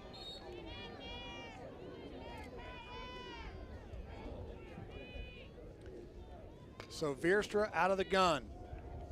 Wants to go left side, and he throws it in. Touchdown, Marietta. Finally to John Sirpatowski. Yep, Sirpatowski ran a nice little route, little curl route. Caught the ball. Finally gets Marietta on the board.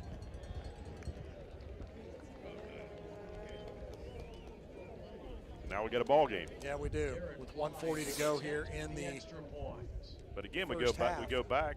The penalties are causing each team to have issues. You know, the pass interference in the end zone for Muskingum.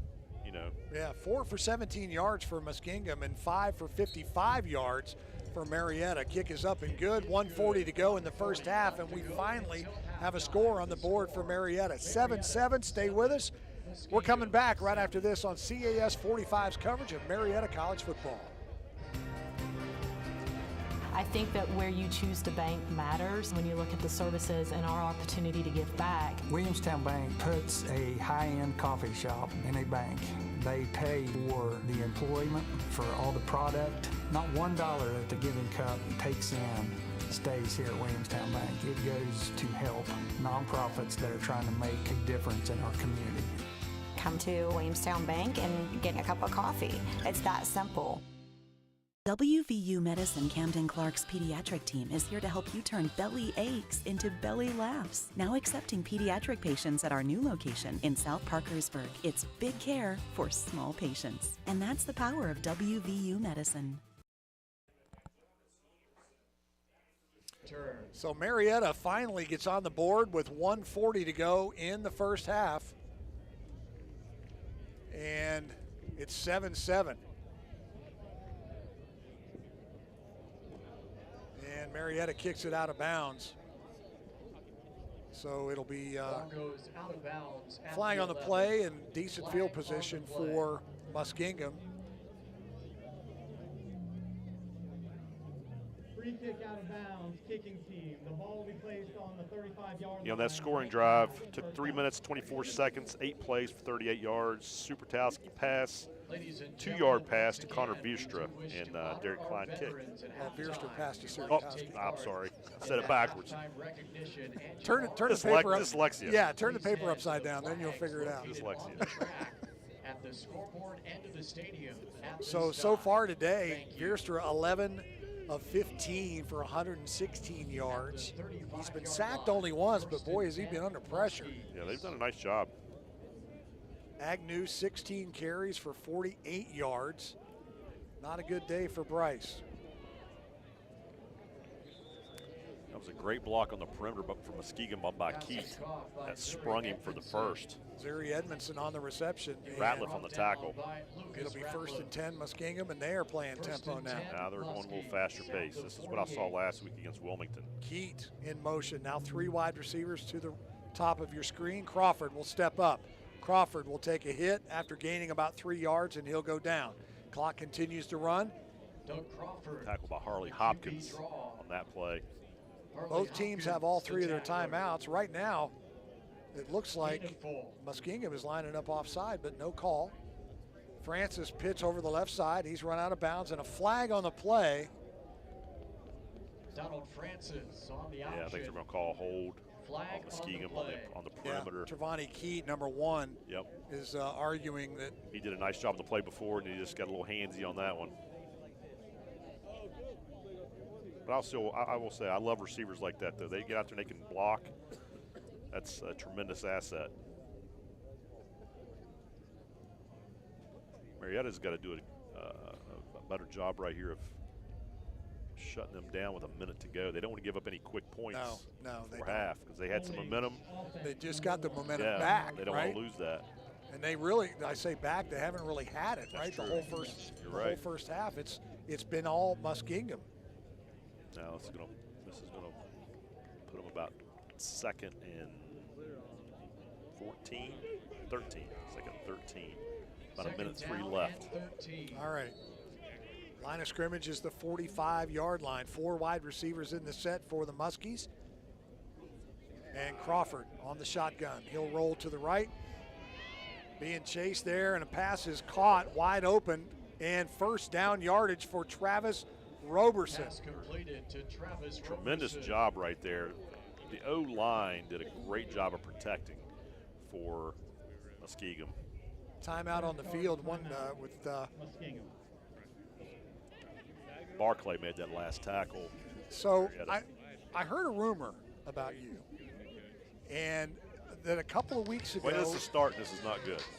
A couple of weeks ago, you went to a Halloween party, and some very famous people at this Halloween party. And I think we might have a shot of Coach Ted Lasso was there with Taylor Swift, and also Travis Kelce there with Taylor Swift. So tell us about you're hobnobbing with these people. Pretty cool. Yeah, my wife's probably going to be walking home after the game today. But listen, she had nothing to do with it. It was all me, dude. It was all me. Now, she sent me the pictures, but she had no idea what I was going to do. You do a great Ted Lasso, man. Yeah. I'm not sure about her Taylor Swift, but the Ted Lasso was a great shot. I was going to wear the warm-up suit today, but then I thought, yeah. I wish you would have. That would have been awesome. Old Ted Lasso. That was a great show. Yeah, I hated that it's done. All right, 1st and 10 for Marietta, for Muskingum, rather. Crawford back to pass, and he'll roll to the right. He's got all kinds of room, Kev, down the right side, and he gets out of bounds at about the 31-yard line. As Ted Lasso would say, barbecue sauce. Forced out by Jalen Gordon. Marietta's got to get something going here on defense. 44 seconds to go. Muskingum's getting in very close to field goal range. 1st and 10. Clock stopped when the Crawford ran out of bounds. 44 seconds. He'll drop straight back. Now a little bit of pressure, and Crawford is going to be brought down in the backfield.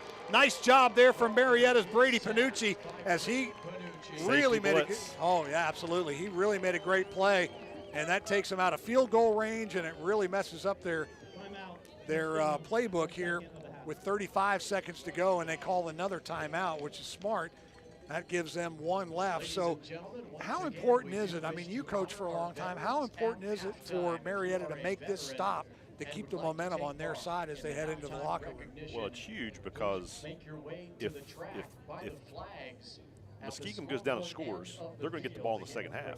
So they're going to have 2 possessions in a row with an opportunity to get 2 different scores. So they get the old Bill Belichick philosophy where they're going to try to score going into half and then come back out and score again. So it's very important that Marietta get a stop here because they do not want to get down, 3 scores or 2 scores if Muskingum ends up scoring on both possessions. Now, if you're Marietta, what adjustments do you need to make here at halftime? Because they've been blown off the ball, haven't they?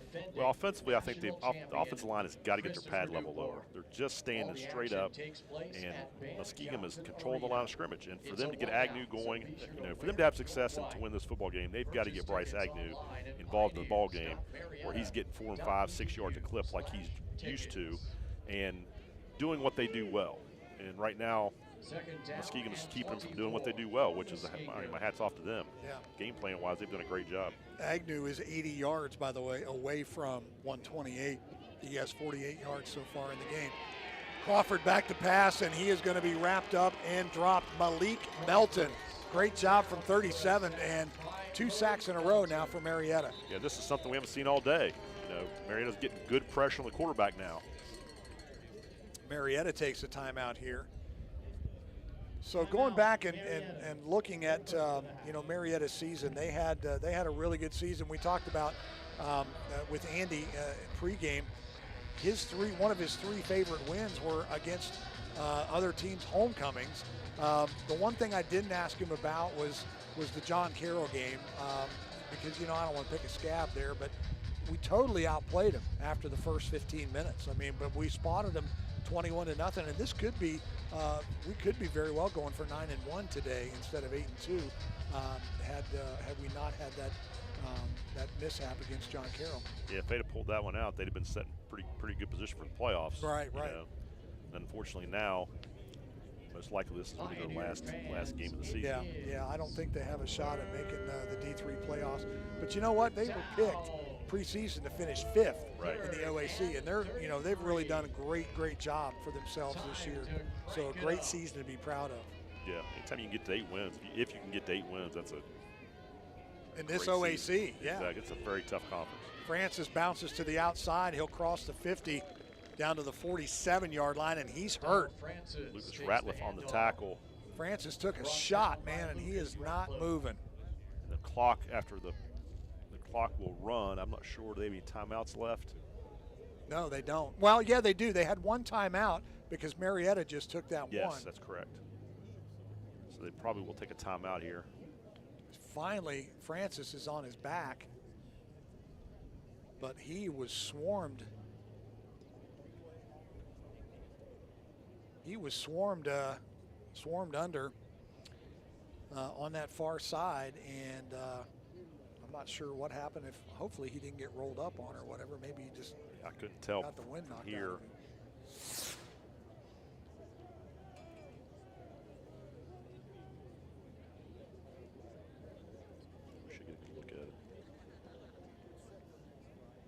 So he's wrapped up.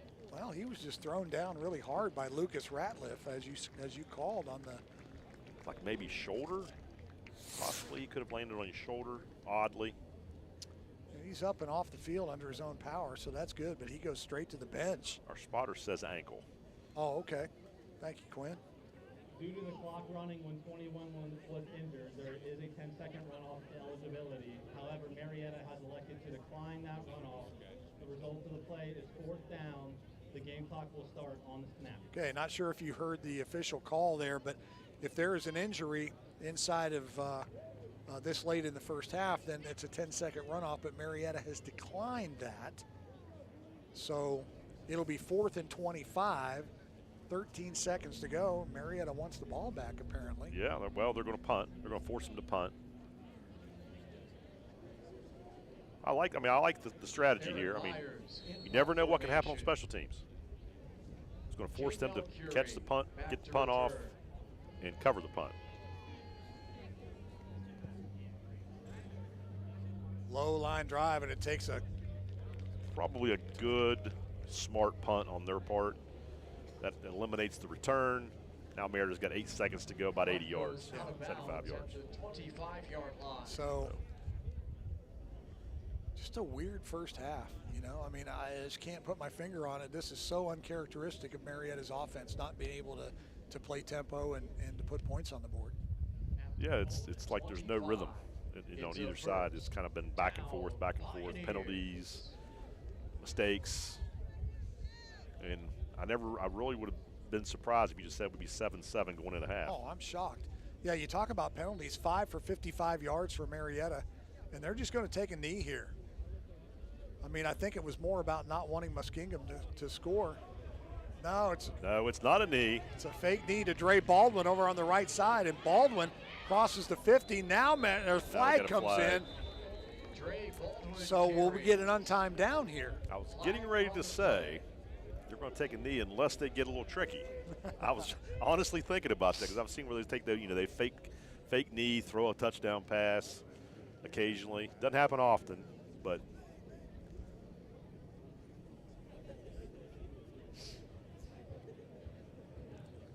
during the run, illegal block in the back, offense. Yeah, so it's not going to matter. No, that's going to end the half. It's not going to matter. It's legal block in the back. So the first 30 minutes is in the books, and we have a tie ball game, 7-7. Again, stay with us. Coming up at halftime, we will be speaking with, finally, as I mentioned earlier, some class in our interviews at halftime. Jen Castle from the Marietta women's softball team.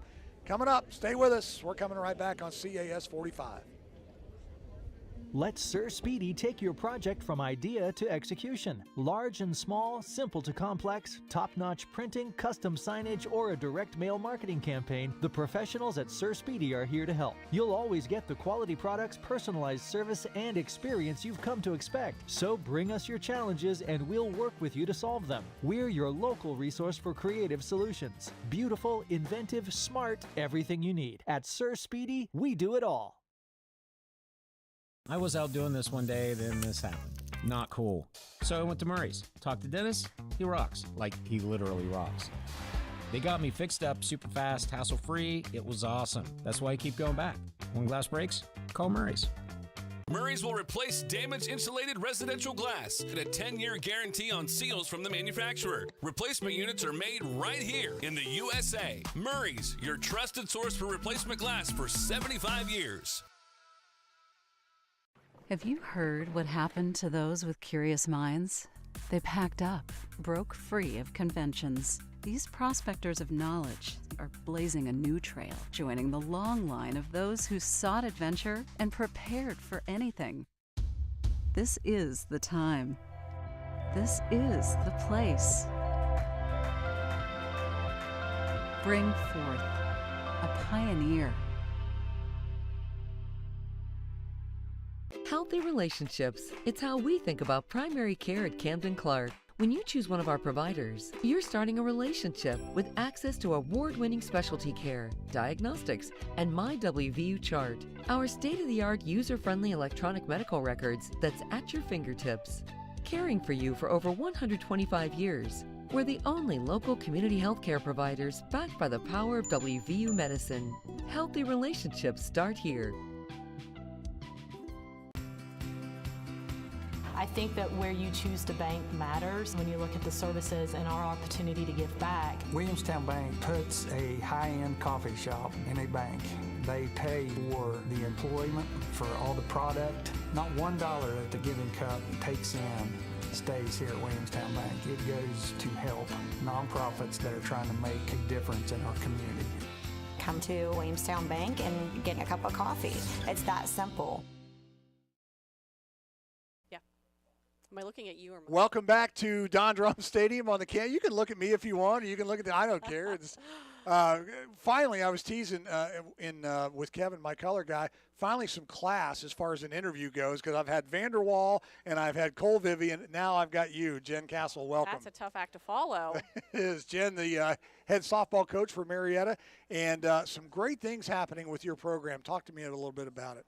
Yeah, we've really been working on building a culture within our program, and we have the history that backs it up, but really changing the face, you know, as the sports around us continue to get better. I mean, you mentioned Cole Vivian, you mentioned John Vanderwall, you know, obviously the other sports just continue to build. We need to stay par, and, you know, the coaches and the athletes within our department continue to make us better, and we're getting better and better every day and every year. Talking about getting better and better, you guys made the regional last year. Talk about that. That was really exciting for your program. Oh, absolutely. Just to be able to be with those best teams in the country and to let our players realize all your hard work is paying off. Everything that we talk about, all the goals that we set is paying off, and you deserve to be at this stage with these teams.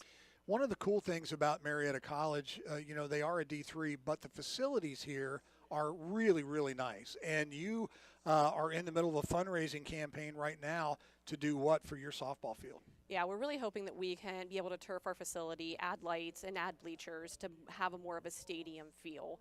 You know, we are pretty fortunate within our own conference that we have nice facilities, but when we look around, like you mentioned, the other facilities on our campus, you know, we want to have the same playing opportunities for our team and be able to make Marietta as a whole the best in the conference. So, Jen, let me ask you this. You know, obviously you're out of season right now, but as a softball coach, are you recruiting right now? Are you working out right now? What is going on in Jen Castle's world during the off season?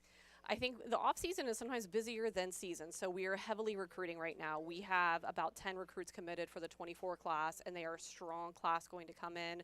And now we're starting to look towards the 25 class, and every year trying to out-recruit the previous year. We're in open workouts right now, so our players are working really hard on their own to get better strength-wise, conditioning-wise. And we're also working a lot on the mental game and working on building good relationships and everything that happens outside the field.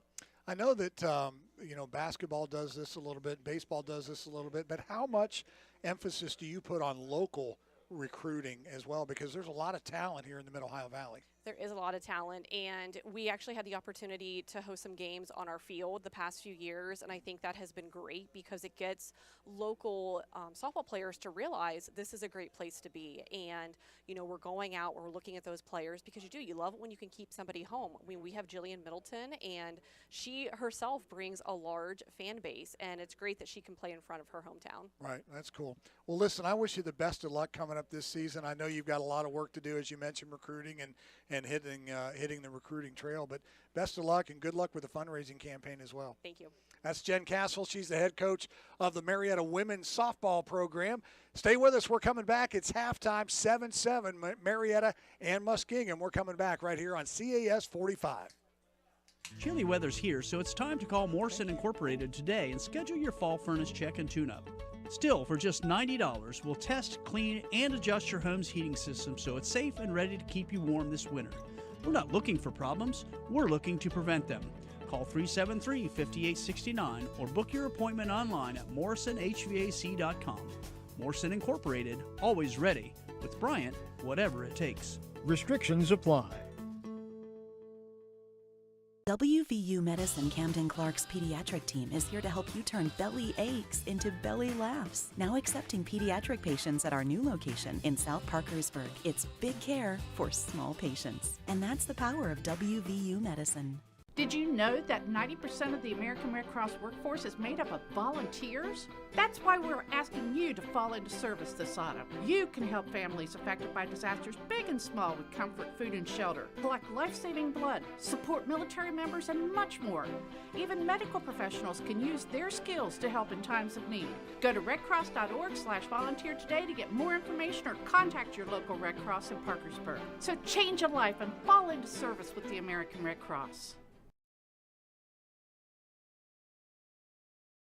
These sweet unicorns are all about the symbol of beauty and magic. Let Mark Armstrong's gold show why we were voted the #1 jewelry store in the Mid-Ohio Valley. Whether you're looking for that special diamond or any other unique piece of jewelry, show your loved one the best is yet to come with a memory that will last a lifetime. If other area jewelers have trusted me for over 45 years, shouldn't you?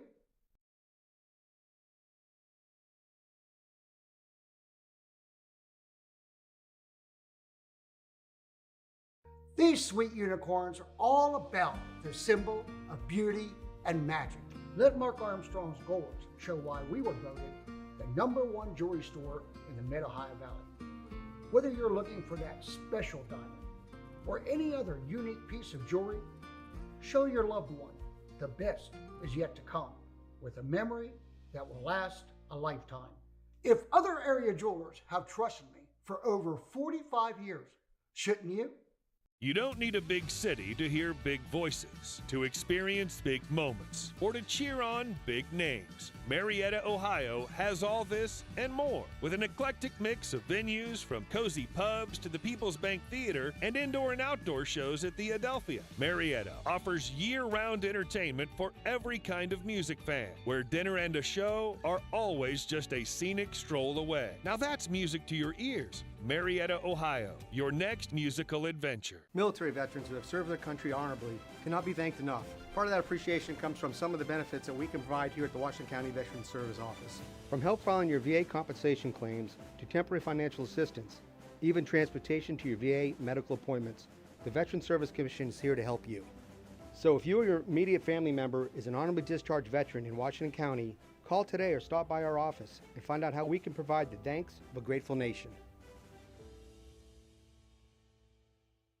I sincerely hope you never need my services, because my firm represents people that have been seriously hurt in automobile accidents. I'm Jim Staley, and I've seen the devastating effects that those accidents can have, not only on those who are injured, but also on those who are at fault. Don't drive distracted. Put down the phone. It can wait until you get where you're going. Staley Law and Mediation, advocating for victims of serious personal injury. Natural healing through massage therapy is at your fingertips. Ingles Natural Healing and Massage in Marietta can help you relax, rebalance, and rejuvenate through traditional massage and reflexology. Plus at Ingles, when you book an hour-long session, you get a full hour on the table. Gift certificates are available, and a large selection of aromatherapy items are in stock. Come find out why we have so many 5-star reviews and Reader's Choice Awards. Call today or book online. Ingles Natural Healing and Massage, 121 Green Street in Marietta. Fall means cooler weather and a deal from CAS Cable tastier than pumpkin spice. Right now, new customers can buy 1 month of internet service from CAS Cable and get a second month free. Work, stream, and game from home with confidence that your connection will be fast and reliable. Take advantage of this unbelievable deal this fall from CAS Cable. Get it? Unbelievable? Leaf? Like fall?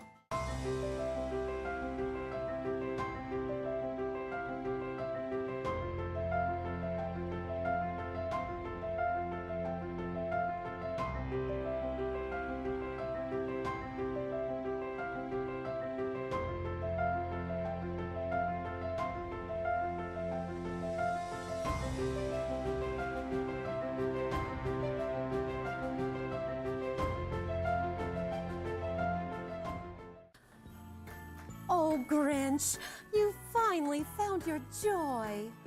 Oh, a white winter wonderland, almost like the North Pole. Pink and red. Oh, I know a special little elf that will love this. That's it. Well done, Keith. You are Mrs. Claus approved and ready for Christmas. What an endorsement. Welcome back to Crown. Welcome back to your Christmas happy place. Downtown PKB presents Winterfest, Saturday, December 2nd from 4:30 to 6:30 at Bicentennial Park. Enjoy shopping and dining in downtown businesses, music, live performances, museum tours, Christmas movies, and train rides. Bring your little ones to visit with Santa and participate in other kid-friendly activities. Finish off the evening with the city's tree lighting ceremony and fireworks. The event is free and open to the public. Celebrate the season at Winterfest, thanks to our title sponsor, WVU Medicine Camden Clark. Let Sir Speedy take your project from idea to execution. Large and small, simple to complex, top-notch printing, custom signage, or a direct mail marketing campaign, the professionals at Sir Speedy are here to help. You'll always get the quality products, personalized service, and experience you've come to expect. So bring us your challenges and we'll work with you to solve them. We're your local resource for creative solutions. Beautiful, inventive, smart, everything you need. At Sir Speedy, we do it all.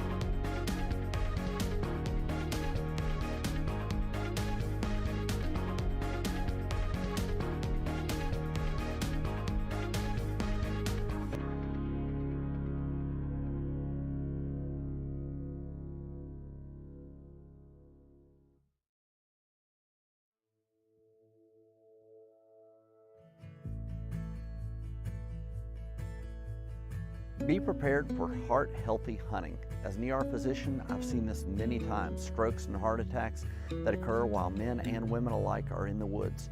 Know the signs and symptoms of a heart attack and stroke. Be aware and be prepared.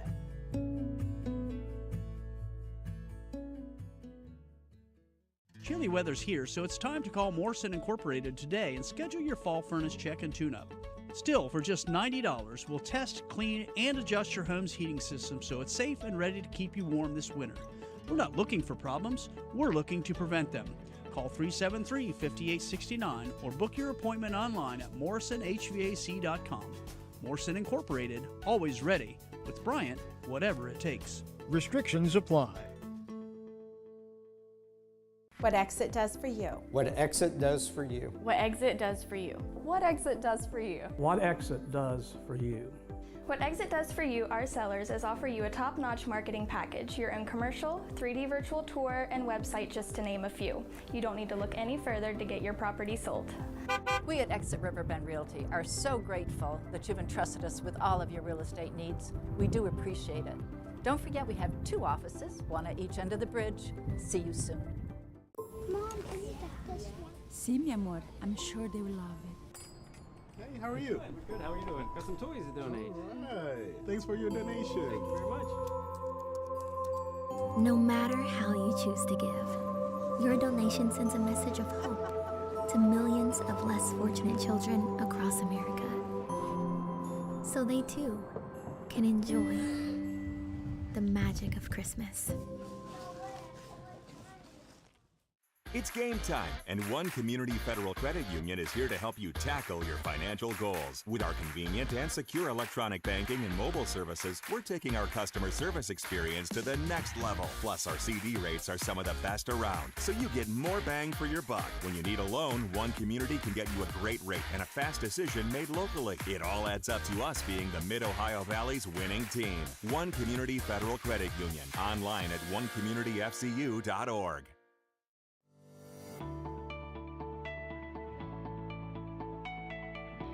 Thank you, CAS Cable, for supporting Williamstown Cross Country. I'm Rick Darubis from the Adelphia Summer Concert Series, and I want to thank CAS Cable for being our partner. Thank you, CAS Cable, for the continued support of the PHS Big Red Marching Band.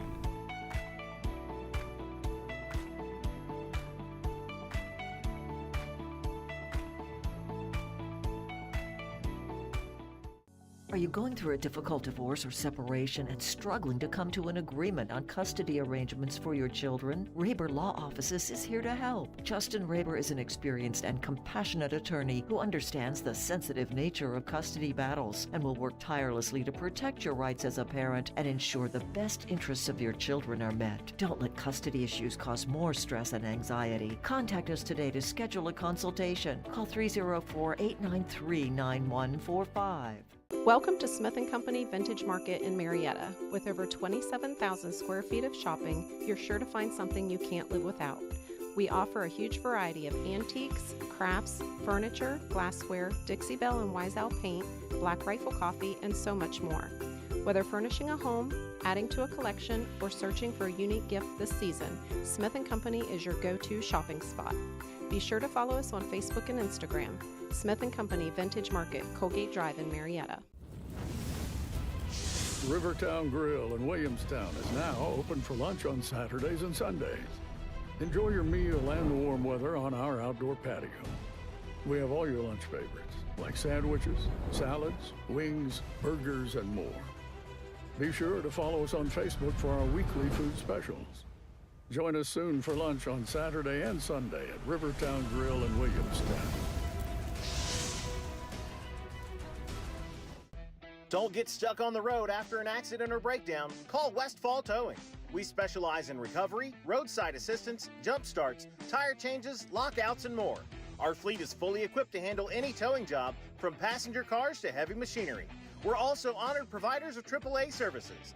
If you're in an accident, request Westfall Towing. Proudly serving Washington County and the surrounding area 24 hours a day, 7 days a week. Call 740-525-9240.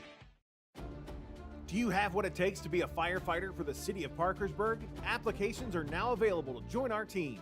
Interested applicants should be between the ages of 18 and 35 and in good physical condition. The exam date is December 16th. For all the details and to download an application, go to parkersburgwv.gov/firefighter or scan the QR code on the screen. Serve your community and start a rewarding career with the Parkersburg Fire Department. Application deadline is December 6th.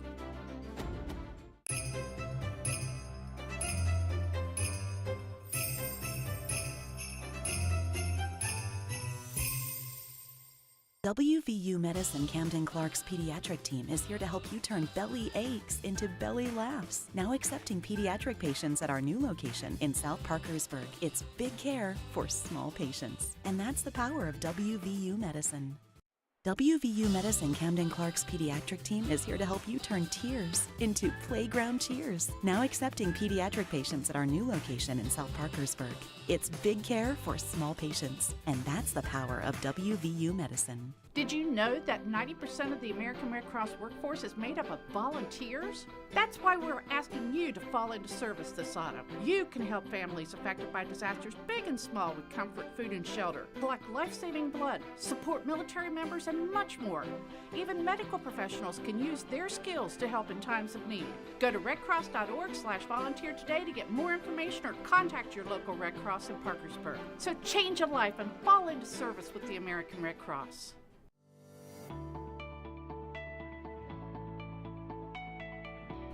Thank you to our friends at CAS Cable for being our sponsors for Belpre Homecoming. Thank you, CAS Cable, for supporting the Parkersburg South Marching Band. Thank you, CAS Cable, for supporting Discovery World!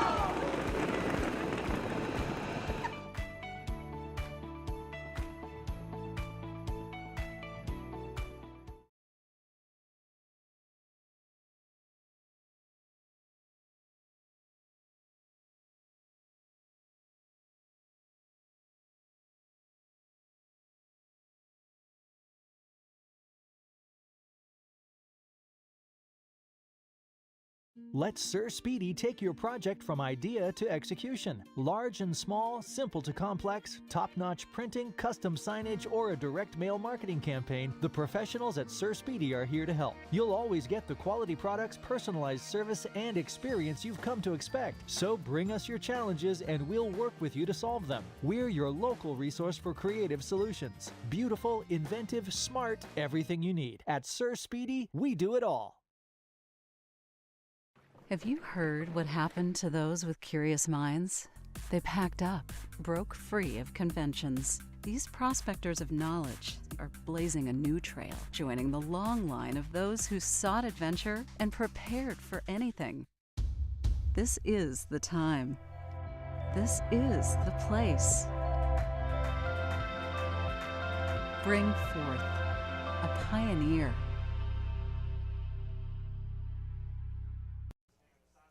Welcome back to Don Drum Stadium on the campus of Marietta College. We're at halftime here. Marietta 7 and Muskingum 7. Kevin Copley and Brian Nost. And Kev, man, a half that I never would have imagined. A very tight ball game here. You've got some numbers here to talk about the first half. Yeah, first we'll talk about the team stats. Rushing-wise, surprisingly, Marietta has 19 rushes for 68 yards. Muskingum has 16 rushes for 11 yards. Passing, 98 yards for Muskingum, 116 for Marietta. Total offense, 184 for Marietta, 109 for Muskingum. The leading rusher for Marietta, obviously Agnew, but well below his average. 16 rushes for 48 net yards for only a 3-yard average. And then Drew Baldwin has 1 carry for 30 yards. For Muskingum, he's rushing. Donald Francis leads the way with 10 rushes for 33 yards with 3.1 average. Passing, Connor Bierstra has 11 for 15 for 116 yards and 1 touchdown, along with 1 sack. And then Doug Crawford from Muskingum has 7 for 10 for 98 yards. So Marietta's done a nice job of kind of controlling their passing game a little bit. Receiving-wise, Supertowski has 5 catches for 67 yards for Marietta. Agnew has another 3. Receiving for Muskingum, Edmondson leads the way with 3 catches for 58 yards and 1 touchdown. And then defensively for Marietta, Panucci leads the way with 5 tackles. McManaway has another 5 tackles. And for Muskingum, Gurney has been all over the field for 8 tackles for Muskingum, and Will Forth has 6. Atkinson Malone with 4. So if you're Andy Waddle, what do you tell your ball club in the locker room at halftime to come out and try to get the momentum back here second half? Well, I think the biggest thing is they got to control the line of scrimmage. You know, they're going to come out. Muskingum's going to get the ball. They've got to get Muskingum off the field, get some momentum back, and then drive down and score. Worst thing that could happen to them is Muskingum drives the ball down and scores right off the bat and gets down in the hole a little bit. But it's going to come down to up front. These big guys up in the trenches have got to control the line of scrimmage in the first half. I'd tip my hat to Muskingum on that one. And I think that's why Agnew's had such a hard time of getting out in the open field and getting any yardage. And, you know, we talked about him needing 128 yards to get to 1,000. I think he said he was like 80-some yards away. 80 now. 80 yards away from that. So if he's going to reach that milestone, he's going to have a big second half. And the O-line for Marietta is going to have to do a much better job in the second half to get him there. But ultimately, you know, I know Marietta's more worried about getting the W than the 1,000 yards. Right, yeah. I mean, records are nice and all that, but like you said, you know, let's get the win. But sometimes one helps the other one. Yeah, no question.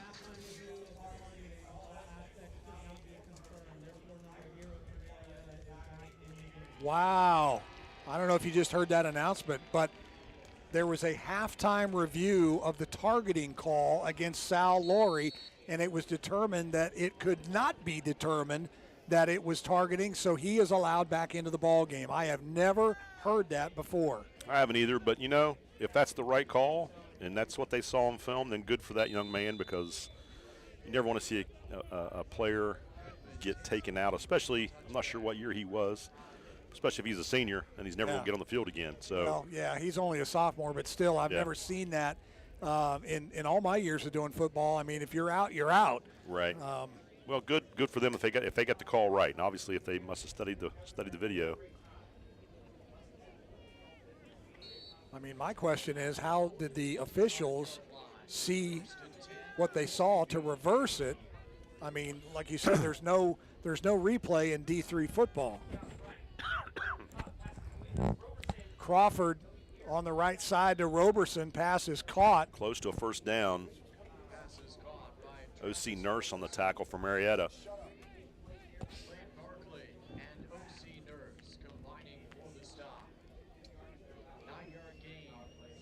Short of the first down, it'll be 2nd and 1. I'm having an argument with the guys in the truck, so that's, you know, that's. Hope you're winning. No, I never. They have the power to turn us off. Always remember that. Unger on the left side, nice little pitch, and two offensive plays, 2 positive yardage plays for Muskingum as they start the second half, and Trevante Keats slow to get up. That was Blade Barclay on the tackle for Marietta. Not quite the start Marietta was hoping for. No, not at all. So 1st and 10 for the Muskies.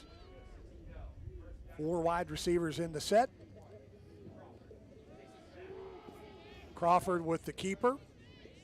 And he goes ahead for about 3 yards, maybe 4. Yeah, they'll mark him at the 45-yard line. He earned that one. He took a couple good shots there from the Pioneer defense.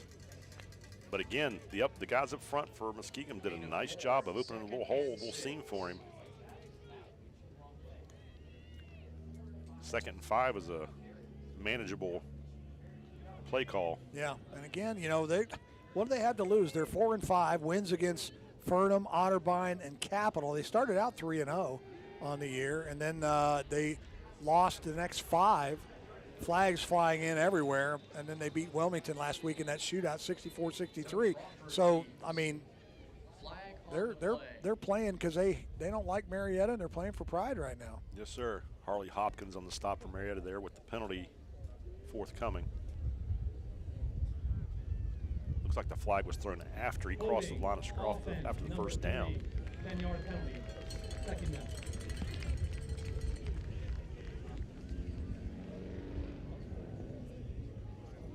Again, in case you missed the announcement, Saul Laurie was flagged and ejected for targeting in the first half.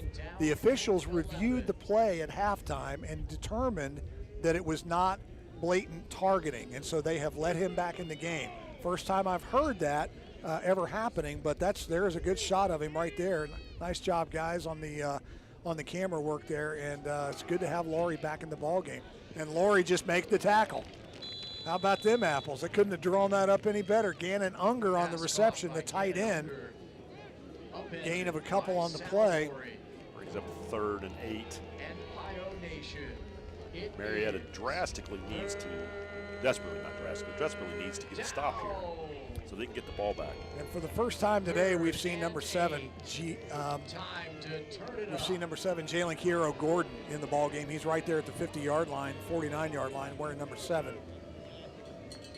He did not start today, but it's good to see him back on defense. Marietta can use him. Crawford.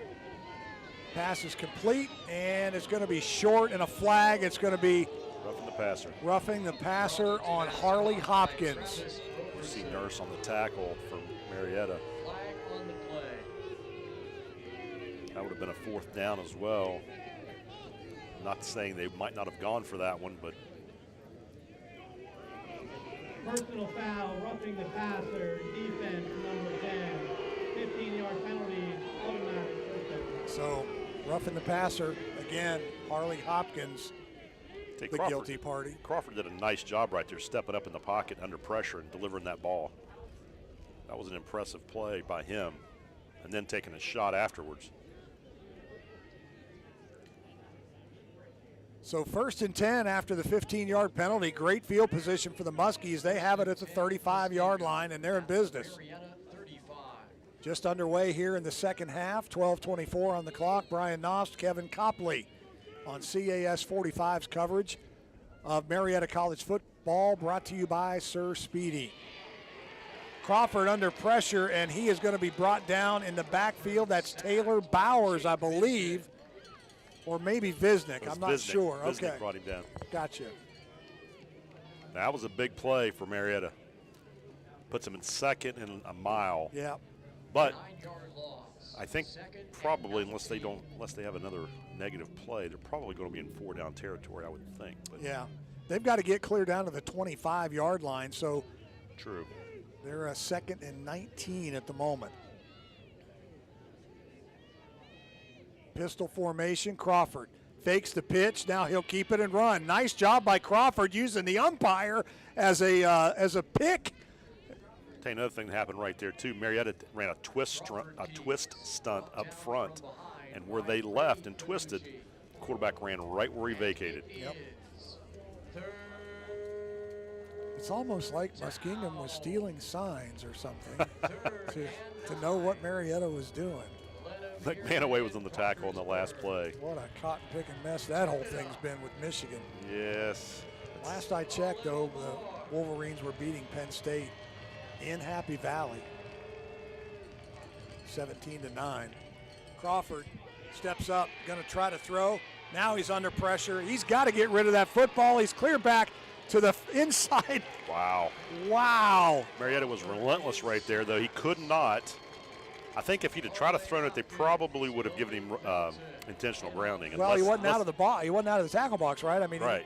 He has to be outside the tackles to be able to do that, and he wasn't. So good call, Kev. You're right. Malik Melton on the play, plus a host of other Pioneers. That reminds me of that play early on in the first quarter where Connor Vierstra didn't get rid of the football, and he took a big sack. That was a big play for Marietta right there. Is deep. Fair catch called for by Sir Patowski at the 19. Calls for a fair catch. I think we got another Oscar. Yeah. Austin Wilforth. They've been watching a lot of NFL. Wow. Not sure why he fell down there, but he was trying to sell it. It's late in the season. Marietta really needs to get a good drive here to start the second half for them. 10-10 to go in the third. Marietta, their first possession of the second half. I'd like to see him start handing the ball to Agnew and start getting this ground game going. Control the clock. Yeah, let's get a few scores on the board here, and then let's worry about getting Bryce's third 1,000-yard season. Agnew, right side, he's got a little bit of running room. Over the right side, out to the 33-yard line goes Bryce Agnew. First down, Pioneers. Nice positive carry there on first down. Yeah, it was a nice big run. Queston Litz on the tackle from Muskingum, but that's what Marietta needed to do. Good first down play, move the chains.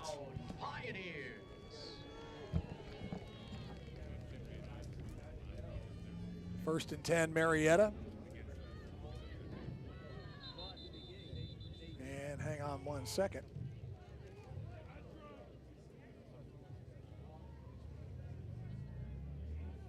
Not sure what's going on. I think something 5 with the seconds chains. on the They're play. trying to get the chains Oh, okay, set. okay. So now they'll put a fresh 25 on the play clock. Game clock rolls at 9:45, and we're ready to go. Shotgun formation for Connor Veerstra. Now he'll make Agnew the sidecar. Witzberger in the wing. Tries to get out in front and block for Agnew, but it just doesn't work. Nice job by Muskingum stringing that play out to the sideline, Kev. Yep, Connor Gurney again on the play. Nice job. He's been all over the field. I mean, he is a ball hawk, as they say on defense. Gurney has had 8 total tackles, 5 solo and 3 assists, and 6 tackles for loss in this ball game. So he's had a heck of an afternoon. Yeah. And it's still not over. This is a hard-fought football game. Yep. Been a great game to watch. Clock continues to run. They're inside 9 minutes now in the third. Veerstra in the pistol. Hands it to Agnew. Agnew looking for running room over the left side. He'll get out to tackle. He'll get out to the 39-yard line, and Gurney come from behind with the feet, tripped him up. I think there might have been somebody else on the play as well, but he came in from behind and tripped his feet. 6-yard gain. So it'll be third and a long 4. This is a big play call decision here. Marietta has to get to the 43. Veerstra, straight drop over the middle, pass is caught. Nice job right there for Marietta, and it's the tight end, Derek Witzberger, the senior. Great catch. He's coming off. He's got a little. He's got a hitch in his giddy up there, doesn't he? His giddy up, yeah. Pushes him down, but into Muskie territory. As one of my former head coaches I worked with said, Marietta needs to unhitch their wagons and get it going. That's right. They're dragging their wagon. Yeah. Veerstra now 11 of 16 for 116 yards. Again, out of the shotgun. Play action to Agnew. Wants to step up, and wow. Where's the Marietta line? I mean, they just let Muskingum run right over him. Came through like a sieve. That was number 67, Caleb Riggs, on the play. Just swallowed him. And Veerstra was looking for Dre Baldwin down the left side, and Baldwin, he had a step, but he couldn't get free to throw the ball. Yeah. The front of Muskingum has been solid all day. No lie.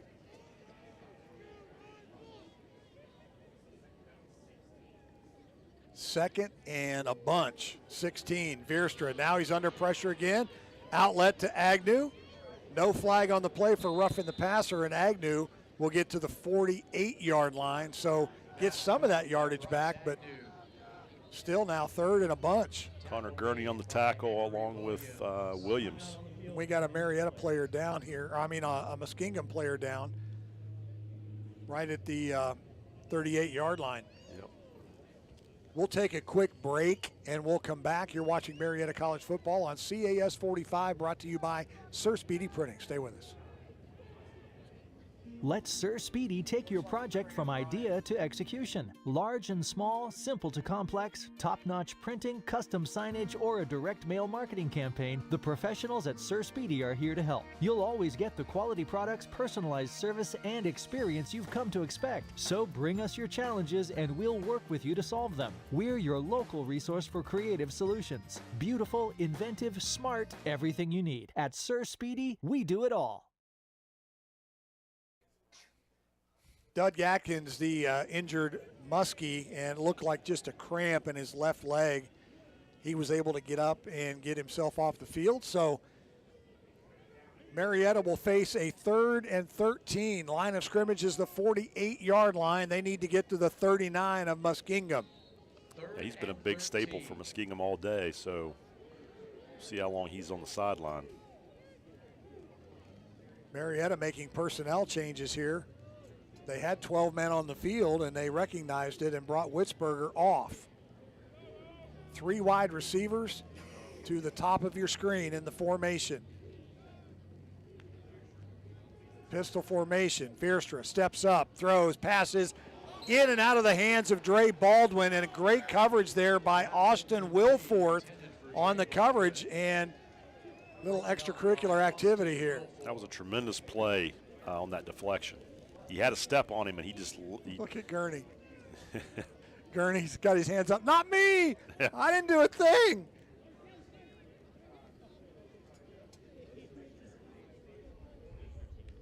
Well, 4th down for Marietta, brings on the punt team. I'll tell you what, say what you will for Gurney. He's only a sophomore. Kid's got some swagger. He is definitely a player. Got some I like swagger.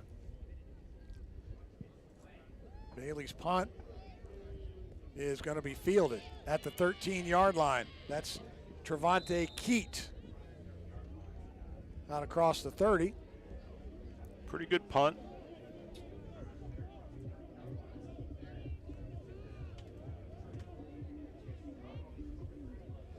Tell you what, this has been a really defensive battle today.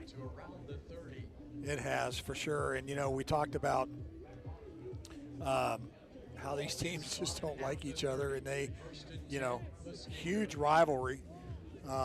This is well, you know, talking about Muskingum, they're averaging giving up 27 points a game and scoring 36 points a game. So a 7-7 score is rather low. And for the first time today, Donnie Wilkinson, the ball carrier. This is the 102nd time, by the way, that these two teams have played. Muskingum holds a 52-47 lead in that series with 2 ties. It's been a pretty good rivalry between these two schools. Yeah, no doubt. Like you said, they're close in proximity. Yeah, about an hour and 20 minutes apart.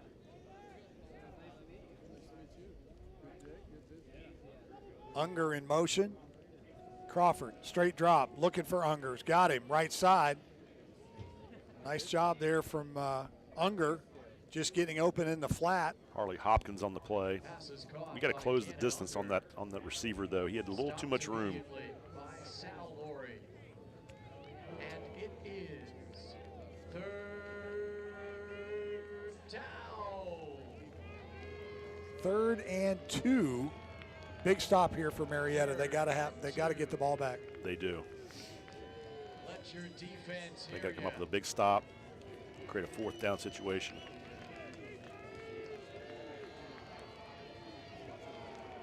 .445 to go on a running clock. Crawford steps up, wants to throw, and he's going to be wrapped up for a loss. Not sure who that was, Kevin. Harley Hopkins. Attaboy, Harley. Nice job. That was a great job by Marietta's defensive secondary, too, because there was nowhere to go. They walked up and went man-to-man, and they were the ones that really caused that sack. It's 4th and 5. 4th and 5 now. Aaron Myers set to punt. Jay Melchiori is deep. Back deep for Marietta at the 34-yard line not a good punt here. Back deep is Jay Melchiori. Oh, they got a roll. Yeah, 17.6 yards. They tried a little rugby punt, but he caught it off his shin, it looked like, and we got a flag. What in the world? Now that happened right in front of the official. Melchiori said something to one of the players for Muskingum.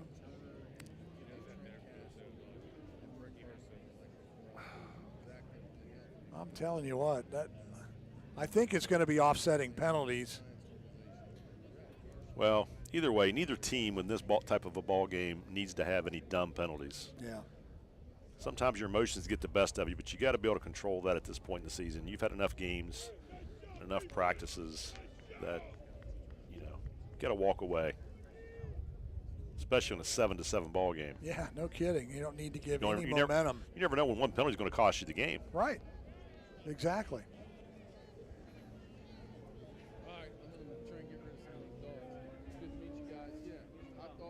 Let's look at it again here after the play.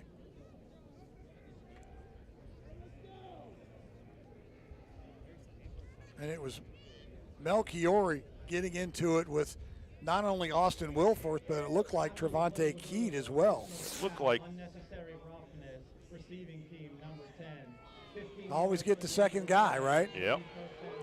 Well, it looked to me like the first flag, it looked like it might have been Muskingum.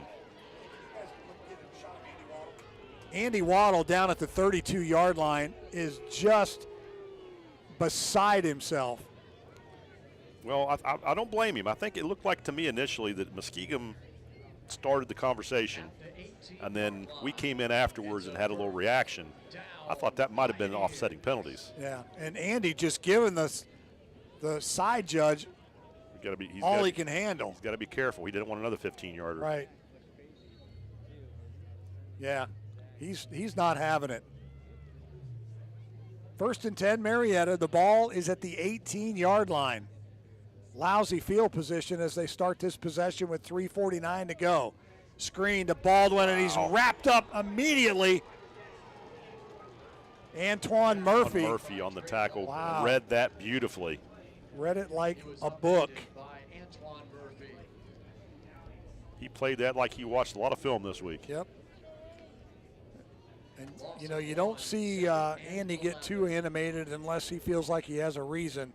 I think he rightfully had a little reason to be upset there. Screen pass, and Veerstra just throws it away. Great pressure by Doug Adkins again. He's been in there all day long. Marietta's front line, offensive line, needs to come up big here. Yeah. They need to step up.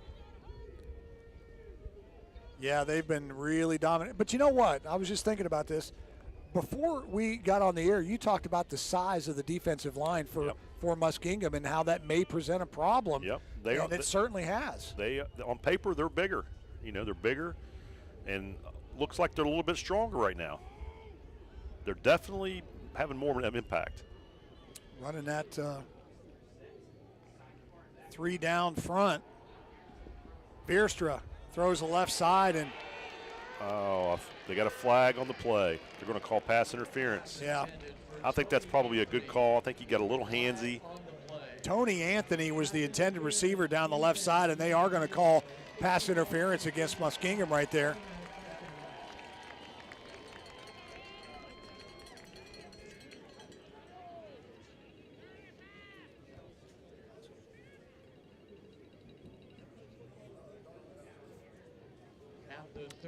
Well, that's going to get Marietta out of the hole. Just right at the end of the play. They had run Anthony out of bounds.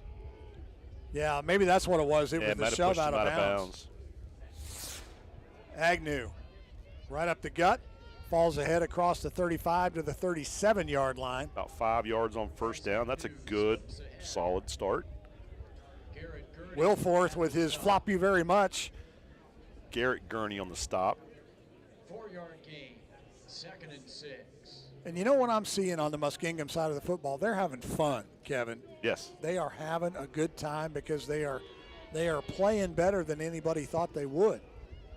And they're having a good time. Marietta's trying to make a little bit of history here, and Muskingum, they're just playing to beat Marietta. There's a late hit out of bounds, you betcha. That's going to be 15 yards. Devin Roebuck on the play on the sideline, but you know that's what Marietta needed right there from Agnew. Get him started. Yeah. There's been nothing in the middle, right? So they need to get him on the outside. They got to do something different because up in the middle, it's been hard sledding. So that's 2 big penalties against Muskingum in the last 3 plays. That's been the difference in the ball game for both sides is penalties.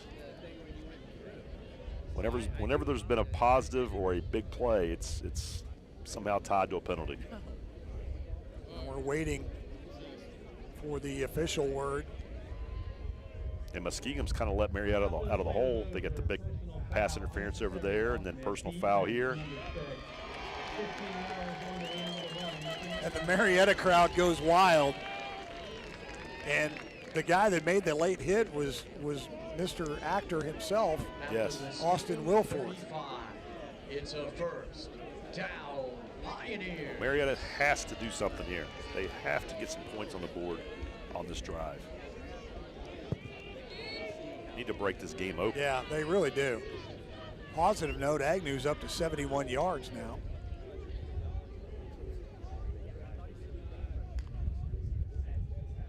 Agnew up the middle, nice positive yards.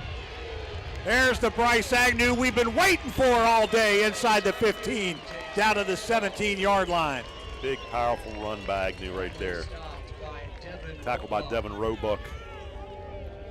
But that's what he needed to do. He needs to get going. He looked right there like he wanted the end zone. Yep, and Marietta's running tempo now, not giving a chance for Muskingum to substitute. And they give it to Agnew again. Agnew up the middle, crosses the 15 down to the 11-yard, or rather the 6-yard line. Excuse me. He looks like he's running a tad bit more with some assertion. Yeah, and a Muskingum player slow to get up. Weston Litz on the play for Muskingum. That's what Marietta needed right there. They need to get the momentum back on their side. Got a minute 40 left in the third quarter. A score here would be huge. Queston Litz is the injured player for Muskingum. So he's got to come out for a play. He's already gone off the field, but they have to stop the clock anyway. I'd be surprised if Marietta does anything different than just give number 24 the ball. Well, you know, Bryce needs to take over the game. Yes, and he can.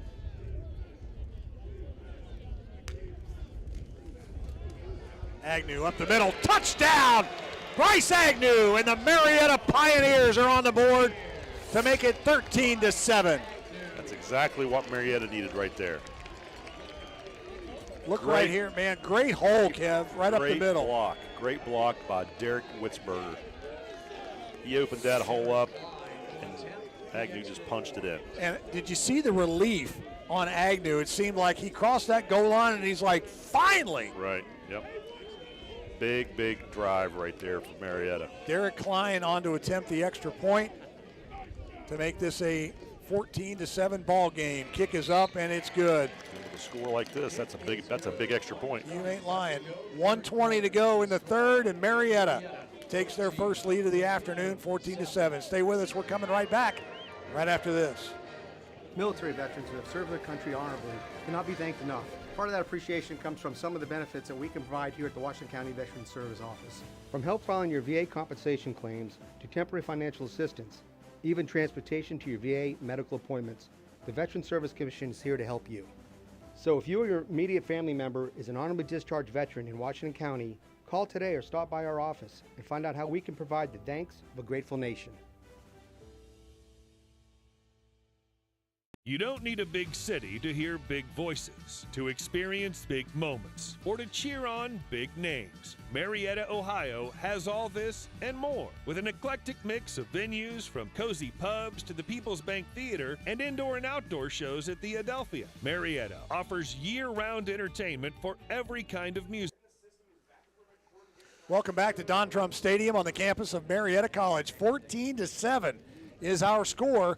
And Marietta with a huge, huge scoring drive right there. Kevin will recap it for you here in just a second. But right back the other way comes Muskingum. Jalen Goodman on the return out across the 25 to the 27-yard line. Kev, that scoring drive was huge for the Pioneers. That was a big, big drive. 7 plays, 82 yards for 2 minutes and 29 seconds. Bryce Agnew finished it off with a 6-yard run. Derek Klein, extra point was good. So Muskingum with 1:12 to go in the ball game, or excuse me, in the third, will take over at the 27-yard line. And finally, you saw Marietta impose their will, and Bryce Agnew only 14 yards away from 1,000. Pitch goes to Gannon Unger. Well, like I said, sometimes one goes with the other. Yeah, and on that, on that drive, they really I told you that it seemed like he wanted to take over the game, and he did right there. You know, I think sometimes, you know, as a senior, you just know this is it, and you just got to put your head down and go to work. And it looked like finally Marietta right there, and Agnew went to work. Here comes the blitz from Marietta. Muskingum reads it well, and Crawford will keep it and got a first down. Go over the left side. He does get a first down out to the 38-yard line, and 23 Blade Barclay on the play. That might be the last play here of the third quarter, not sure. By the way, Michigan beat Penn State today, 24-15. Big win for Michigan with Jim Harbaugh being out. Looks like they're going to let the clock run down. Yep. So we'll come back here in just a second and call the final 15 for you. Marietta 14, Muskingum 7. You're watching Marietta College football on CAS 45. Stay with us. We're coming back right after this. You don't need a big city to hear big voices, to experience big moments, or to cheer on big names. Marietta, Ohio has all this and more, with an eclectic mix of venues from cozy pubs to the People's Bank Theater and indoor and outdoor shows at the Adelphia. Marietta offers year-round entertainment for every kind of music fan, where dinner and a show are always just a scenic stroll away. Now that's music to your ears. Marietta, Ohio, your next musical adventure. I sincerely hope you never need my services, because my firm represents people that have been seriously hurt in automobile accidents. I'm Jim Staley, and I've seen the devastating effects that those accidents can have, not only on those who are injured, but also on those who are at fault. Don't drive distracted. Put down the phone. It can wait until you get where you're going. Staley Law Mediation, advocating for victims of serious personal injury. Walked in. Welcome back to Don Drum Stadium on the campus of Marietta College. The final 15 of the season is in front of us. Kevin, Marietta leads it 14-7. This is a big quarter here for both squads. Marietta desperately needs to get a good defensive stop right here and maintain the momentum. Crawford takes the snap, little swing pass, razzle dazzle. Here's a long one down the field, and what a great, no, he did not hang on to it. Dropped it the last second. Travis Roberson on the pass from Gannon Unger, a little razzle dazzle right there, and it just didn't happen. Brady Panucci came in and made the play at the end. I thought he made the catch, but he must have lost it right when he hit the ground. And the Marietta player didn't know the ball was in the air. I mean, it was really. That was a heck of a throw, to be honest. I mean, the ball was there. And he was open. Now the ball hung a little bit. That's true. Check it out right here. 2nd and 10. Yeah, the Marietta defender has no idea that the ball's in the air, and Panucci didn't hit him in the back of the head or something? Well, I think he actually did see it at the last second, but. Unger on the short completion crosses the 40 to the 42-yard line, a gain of 4 on the play. Brady Panucci on the tackle. Now it's going to be 3rd and about 6. Big 3rd down for Muskingum. Yeah, they gotta make something happen here, or I like our chances. Well, I think it would give Marietta a great field position. Can't give Muskingum a lot of room on the perimeter. Crawford over the middle, Unger caught, first down, still on his feet. Juking and jiving and down inside the 40 to the 38-yard line, where he's run out of bounds by Brady Panucci. That's a big play for Muskingum. Yeah. Now they're inside Marietta territory with 14 minutes to go. It's going back and forth. What a ball game today. What a great game. Yeah, this has been something else. Good looking Andy Waddle right there. He's not. It's a big change of momentum right there from 3rd and 8 to or 3rd and 7. So they're going to get Harley Hopkins, who was involved. No, I'm sorry, that was Melchiori. But another 15 yards onto that run. So those are penalties. Those are killers in a game like this. I mean, now you got them inside the 25 in the red zone. You had the momentum. 7 penalties for 85 yards now against the Pioneers. Youch. Crawford looking to run, looking to throw. And his intended receiver, Zuri Edmondson, who's really been kind of quiet today. Remember, we talked to Andy in the pregame about how you're going to key on him a little bit, and Marietta's done a nice job, but they've gotten beaten in other areas. Yes. They've kind of kept him under wraps a little bit, but the penalties has just killed him. Yeah, Edmondson only 3 catches today for 58 yards. He does have a touchdown, but well under his average. It's been a great defensive battle. Crawford sidesteps the tackler, goes straight up the middle, and a clothesline. We got to be careful. Almost hit him as he was going down. Yeah. Tackled by Sal Laurie. First down. And Laurie back in the ball game. In case you tuned in late, he was ejected in the first half for targeting. The officials had a look at it at halftime and decided that they made an incorrect call, so they let Laurie back into the ball game. And he is making his presence felt here in the second half. Muskingum knocking on the door. They'll bring a man in motion. That's Goodwin. Crawford wants to throw into the end zone. Touchdown, Muskingum. That's one thing you can't do as a defensive back right there. They were man-to-man. Zuri Edmondson. Look at it right here, Kev. Muskingum got inside the corner, and you just can't do that when you're a man. You've got to force the receiver to go behind you. Defense from O.C. Nurse there, but it wasn't enough, and he made that cut, like you said. Just a juke out to the right, and bam, head for the post, and touchdown. Critical mistake. So we're an extra point away from a tie game, and who would have thought it? Marietta in the backfield. This will be a free kick. Jalen Kiero Gordon. I don't know where he was going, but he was there early. Well, he was going back to, I don't know what he was thinking. he's going to get a hot dog. Yeah. I mean, obviously Marietta maybe had the block on, and Kiera Gordon just defense, number 7, jumped it. Half the distance to the goal. We will redo the try. Now, will they kick it or will they go for 2? Good question. Looks like they're keeping their kicking team on the field.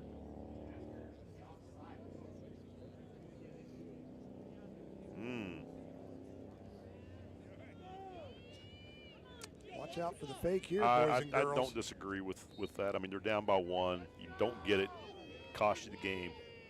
Hunter Albers now with the ball spotted at the 8.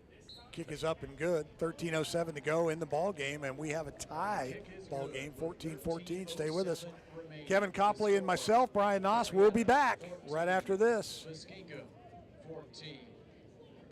Natural healing through massage therapy is at your fingertips. Ingles Natural Healing and Massage in Marietta can help you relax, rebalance, and rejuvenate through traditional massage and reflexology. Plus at Ingles, when you book an hour-long session, you get a full hour on the table. Gift certificates are available, and a large selection of aromatherapy items are in stock. Come find out why we have so many 5-star reviews and Reader's Choice Awards. Call today or book online. Ingles Natural Healing and Massage, 121 Green Street in Marietta.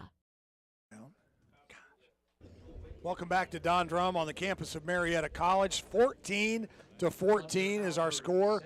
And you mentioned it, and it's been a great ball game, Kevin. Yes, tremendous afternoon for football. This is both teams have played their hearts out, knowing that this is it, especially for these seniors.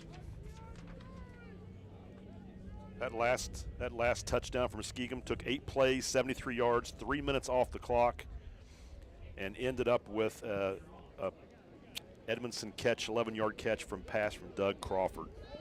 Little kick. Little pooch kick there is taken by Vontae Hodges, the sophomore running back.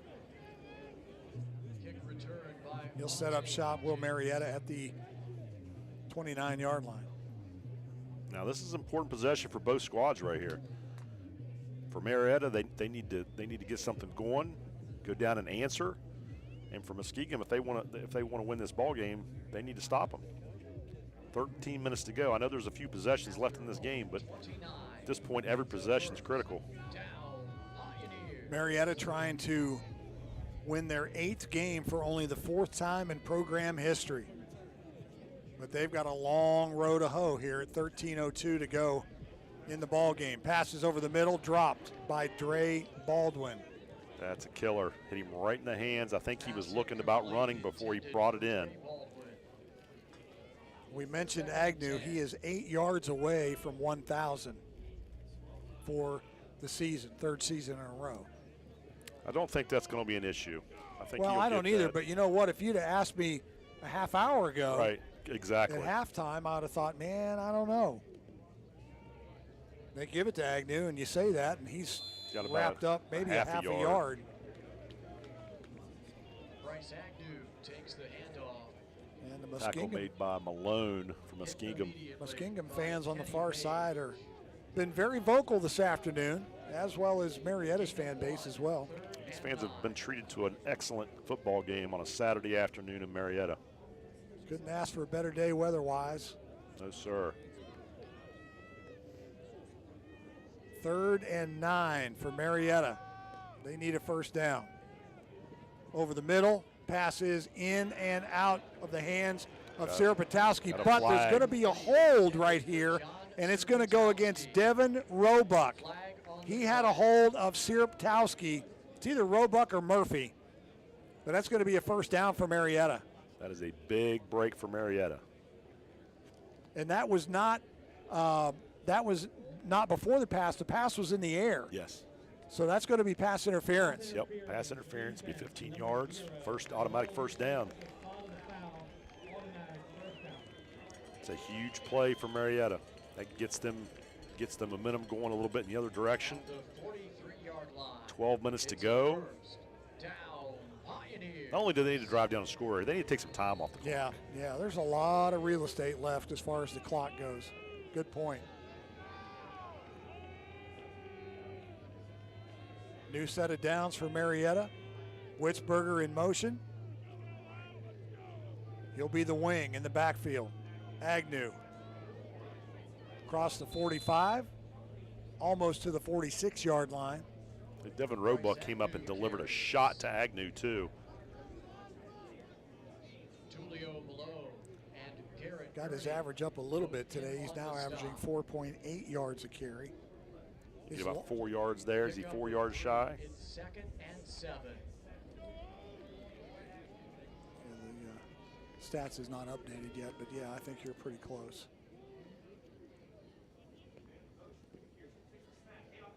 Agnew hitting the backfield. He'll get it here. That'll do it.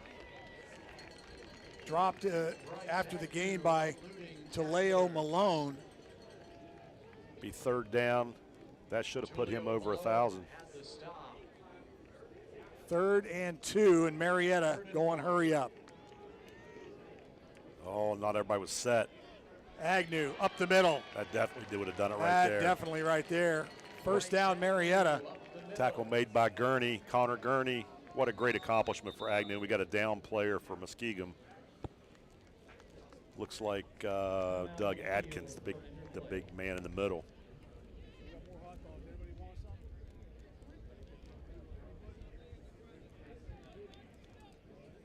Agnew gets a little congratulations on the sideline from his coach. Yeah, with that carry, Agnew now 130 yards in the game. He's 2 over. So for the 3rd season in a row, Bryce Agnew, a 1,000-yard rusher. So congratulations to number 24. Couldn't happen to a nicer kid on senior day. Proud of him. What an accomplishment. And, you know, the head coach, Marietta, talked about what a leader he was. And, for you to get that on senior day, on your last football game at home, what a tremendous accomplishment. That's something he'll remember for the rest of his life. So Agnew is in 3rd place on Marietta's all-time list for career touchdowns. Now with 49, he entered the game with 48, and career points scored with 294. He's 4th in career rushing yards. He's just the 4th Pioneer to surpass 4,000 career rushing yards. So congratulations again to Bryce Agnew. Now let's get a W and put the exclamation point on this thing. Incomplete pass. Marietta was wanting a flag right there, but they didn't get it. 2nd down and 10. 11:05 left to go. Marietta's going in the right direction. He's got to maintain this momentum and keep the drive alive. Yeah, I think Veerster just tried to dump that off. Sierptowski was the closest receiver. Yeah, he was wanting to hold, but he didn't get the flag.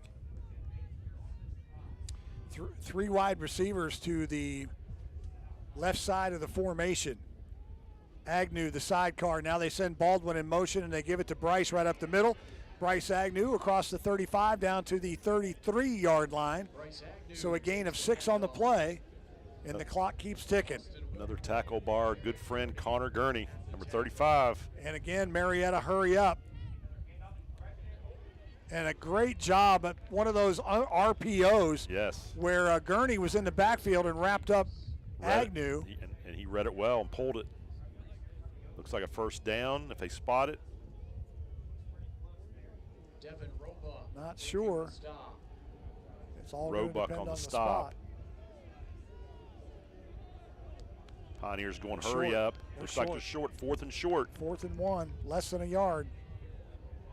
Oh my And goodness. he did it again. RPO again, and first down Marietta. Great heads up by Connor Veerstra. He saw the penetration coming to Bryce Agnew in the backfield. He tucked it and he ran, first down Marietta. Great read. You know, I wonder if they're giving that to him as a read. I know it is a read, but sometimes the coach will tell you, you know, pull it. You know, watching film and knowing what's going on. But, you know, either way, it's a good play call right there.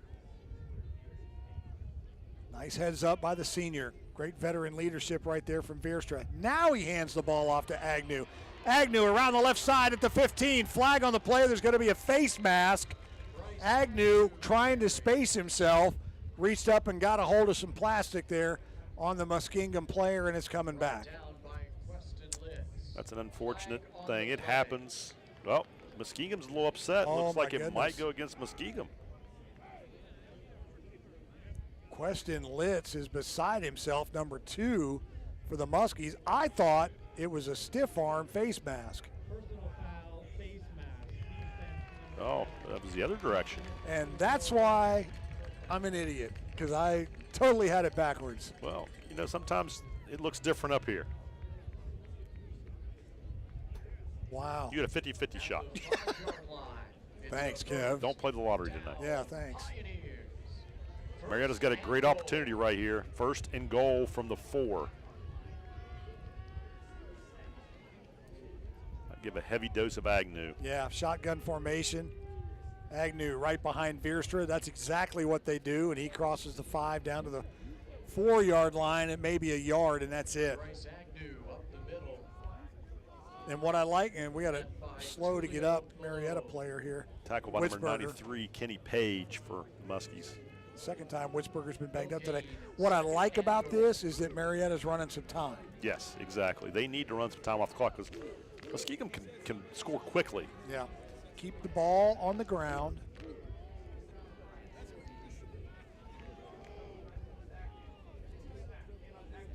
Agnew, now Veerstra wants to throw it. I said keep it on the ground. They don't, and a touchdown. Marietta.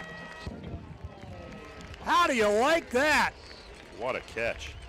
Check this out. Great job on the replay, guys. Way to go. I don't know if he got that or not. Hey, they called it. They have arms in the air. That's a touchdown, my brother. That is a touchdown. What a great job of bringing that in. He must have got his hands underneath the ball right there. Flag on the play. A little extracurricular afterwards. The 2-yard line. Dante Docio, the tight end. First time we've called his name today, the sophomore, and that's the biggest catch he's had all year. Yeah, that was a big catch. It was a great throw. Threw it rolling, he could get to it. So we're still waiting to see what the flag's all about at the 2-yard line. If that's a 15-yarder on the kickoff, that's going to be huge for Marietta. All right, that could pin them deep. Look at the referee here and see what the call is. Did they pick it up? No, the official's explaining to the coach on the sideline. The result of the play is a touchdown. After the play, unsportsmanlike conduct, offense, number 7. Muskingum has chosen to enforce that 15-yard penalty on the kickoff. So Vierstra called with an unsportsmanlike. That's not good for Marietta on the kickoff. That's going to give the Muskies good field position, down by 6 or 7, depending on the results of the extra point. Boy, Marietta needed that one. Yes, they did. Now they've got to tighten the screws on defense. They do. There's a lot of time on the clock. Plenty of time. Derek Klein to attempt the extra point out of the hold of Quentin Sheets. Klein, kick is up, and the kick is good. 8:48 left to go here in the ball game, and we'll keep it right here as Marietta with a little bit of momentum now and a 7-point lead. Let's look at the touchdown one more time. Nice route right there. Extended his arms, brought the ball in. Dante Docio, touchdown. What a great game. It's been a great game to watch, to call. Fans have gotten their money's worth today. Ain't no doubt. Seniors are having a spectacular day on both sides as far as memories that they're making.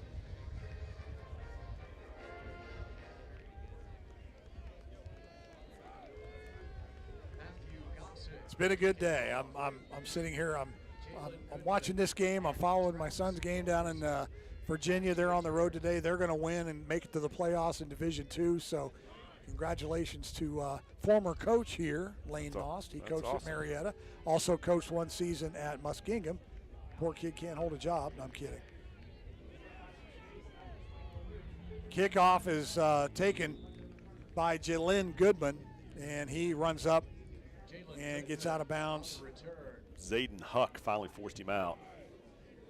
43-yard line. Got good field position, though. Plenty of time on the clock. Yep.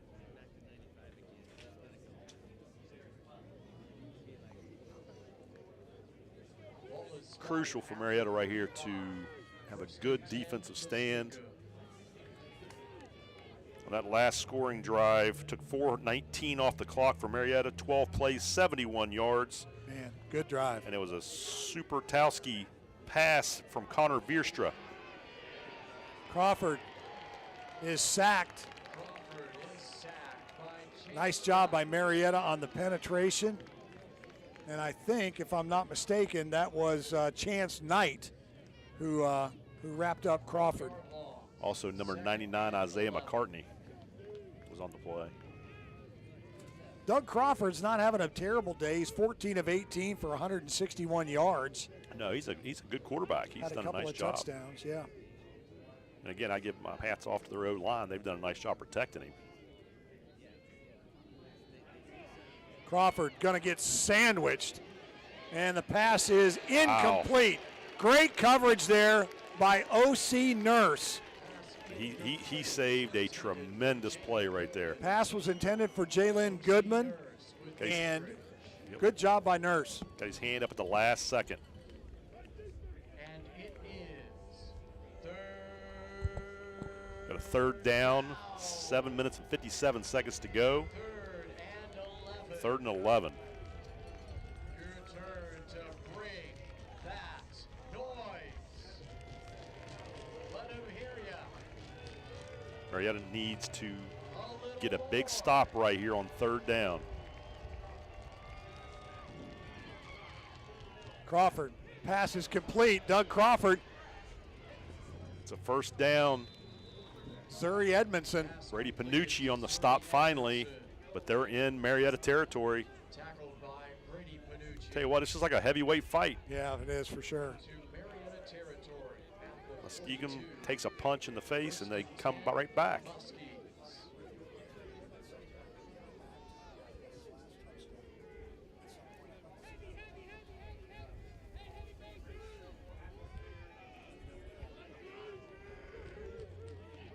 Muskingum's going a little faster pace. Well, they have to. I mean, here's a little end around. End around pass. Fake. You know, Trevante Keat. He only had one guy down the field to throw to. Well, I think at first he was looking for Doug Crawford, his quarterback. You're right, but it wouldn't have been a very big gain if he threw it to him.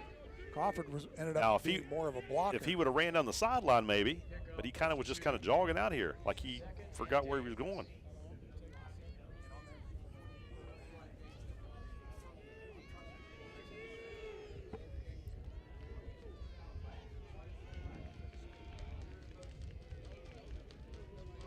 Crawford wants to throw, has Unger out of the backfield, first down Muskingum, and he's out of bounds at the 29-yard line. Sal Laurie on the tackle, forced him out of bounds. The Muskies they're rolling. They got some momentum here. They got something happening. 6 minutes, 42 seconds to go. Marietta needs to come up with a stop. 21-14, games on the line. This is where you got to have a gut check time on your defense. Clock continues to tick. 6:25 to go in the ball game. Doug Crawford now back across to Gannon Unger. Unger, he's going to have first down yardage, and that Muskingum train just keeps right on rolling. Well, Marietta's not doing, they're not getting any pressure on the quarterback. Even right there, I know they smelled screen, but they're not getting any pressure. The quarterback has all day long. That tackle was made by Brady McManaway. McManaway, sorry. Ugh. That's tough. It's been a long day. Sirapatowski, McManaway. Got a lot of names here. Jones. I mean, they're tough. Smith.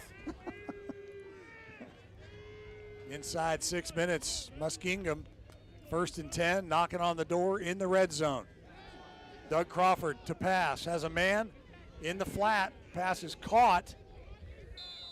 Nice job there by Travis Roberson. He's having himself a pretty good day today. Nurse and Hopkins on the play. Nurse got there first. And the Marietta fans letting Roberson hear it. He did a little flop you very much. And Marietta fans didn't like it. Muskies have found a little bit of success on the outside and some quick little hitches and flare routes. Trying to take advantage of Marietta's corners and outside backers kind of playing off. Crawford, straight drop, now he'll roll to the right. Tuck it and run. Crawford's going to be hit at the 10-yard line, and he'll fall forward. Chance Knight on the stop for Marietta. Nice job for 55. But they got a first down. Move the chains. I don't believe that. They're not going to be able to get a first and goal from the 9.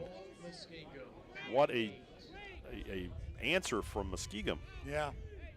They did exactly what they had to do, and they're doing what they did in the first half. Yes, sir. Ball control. They're taking what Marietta's giving them.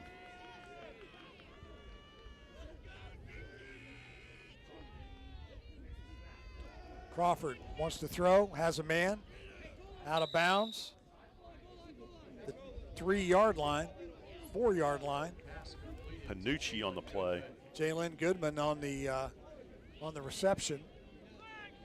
Out of bounds, stops the clock. There's plenty of time, but Marietta's got to toughen and tighten up right here.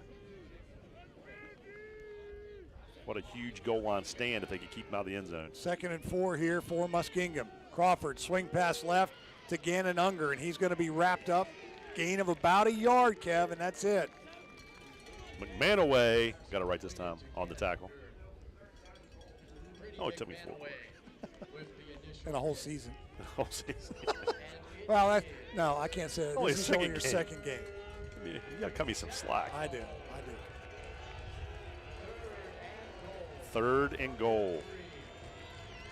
Obviously 2 down territory, so they're going to have to tighten up twice. Empty backfield. Now they'll bring Donnie Wilkinson into the backfield behind Crawford. Crawford rolls right, looks left, wide open, touchdown. Gannon Unger.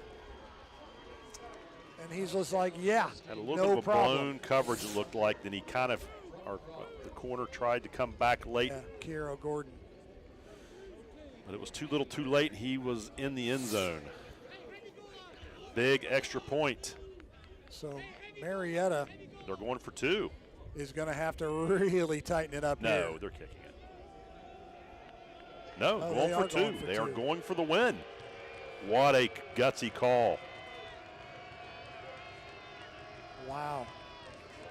Crawford rolls left, rolls right, throws left. Oh, he's short. Just short. Wow. Kamari Hill checked in as eligible, the senior offensive lineman. He checked in as eligible.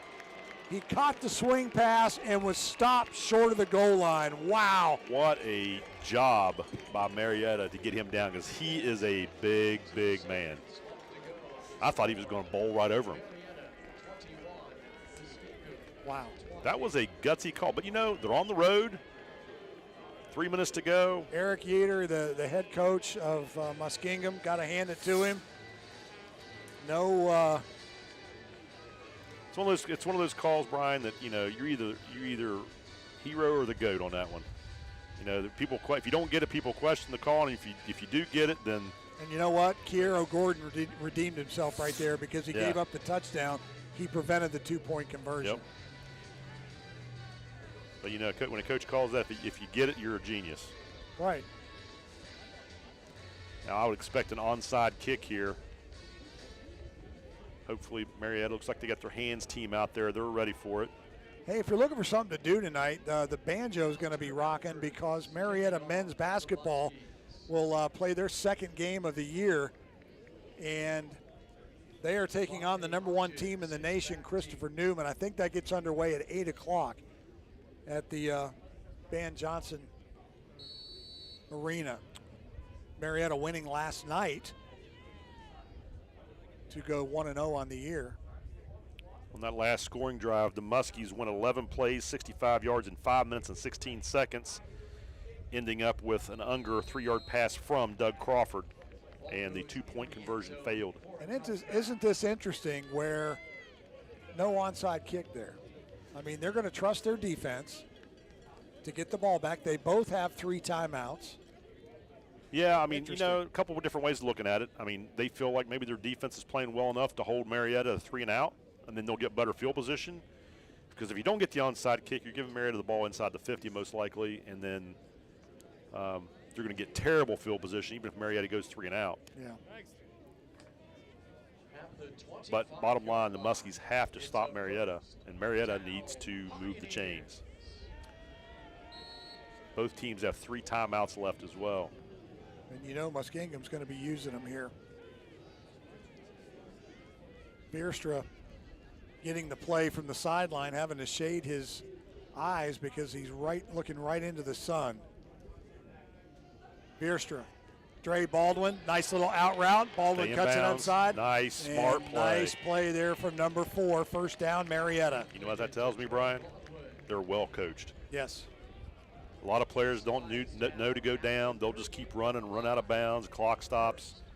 Obviously, they've practiced that, and he knew exactly what to do in that situation. Clock continues to run. Muskingum elects not to stop it.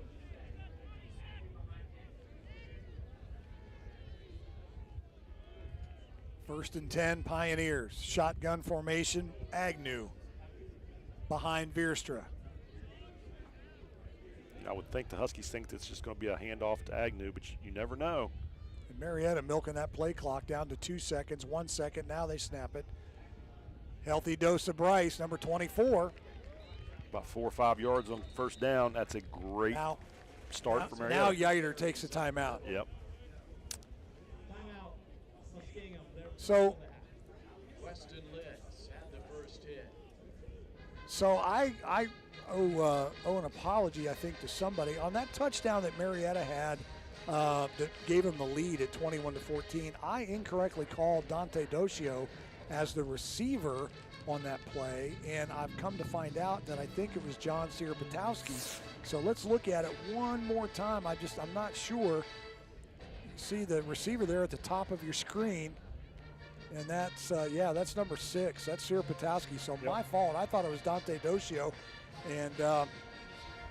And great job from the guys in the truck bailing me out and making me look stupid yet again. We appreciate that. There's 6s and 8s, and those numbers kind of mix together sometimes. And it looked like, when I first saw it in real time, it looked like, because Docio's bigger than Serapatowski. Yes. And he looked bigger. He got in the weight room. Yeah, so the sun was in your eyes. Yes, was for the second touchdown of the day for John. So apologies for that screw up. Over the middle, pass is caught. Nice job, Dre Baldwin. Hang on to the football. He does across the 40 to the 38-yard line. And Weston Litz on the tackle. Tell you what, this is some gutty play calling here. I mean, they're going for the jugular. You would think they were just going to hand the ball off and run the clock, but they're putting the ball in the air, but they're executing. And they called another.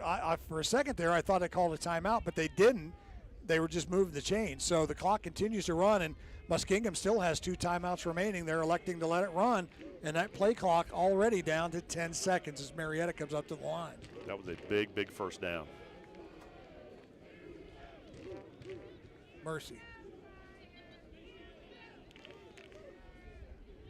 Now they give it to Agnew.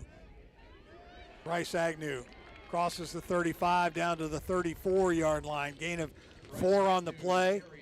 35, Connor Gurney on the stop. And now Muskingum coach Eric Yeiter takes a timeout. First hit from Austin Wilford. Marietta's done a nice job here late in the fourth quarter of, managing the clock, making plays when they've had to make them. So again, I want to take a second, and I want to thank all the folks here at Marietta College for having us back this year. Kevin, this is your first year doing it, and you've just done a great job, and I hope we get to work with you in the future. I want to thank Jim Wharton and Mike Hayden, who were great in stepping in when I was not able to be here this year. And I resigned myself to the fact that I'm not taking any more vacations in football season going forward.